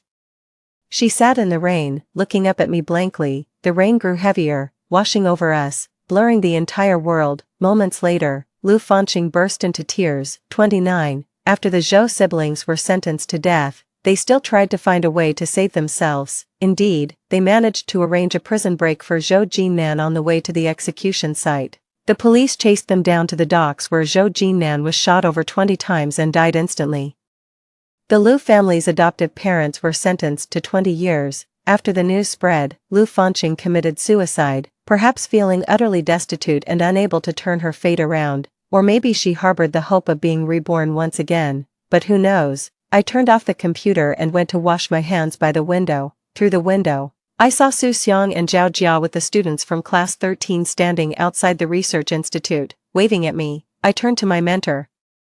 "I'd like to ask for leave tonight. There's a group activity. It's not like I usually stop you from participating in activities." She glanced at me. "Go on then. Don't immerse yourself in the lab like a workaholic while you're still young." I waved at her and headed downstairs. As the elevator doors opened, the spacious lobby on the first floor was bathed in the fiery red glow of the sunset, unreservedly spread across the area. My friends were waiting for me up ahead, and my path forward was filled with light.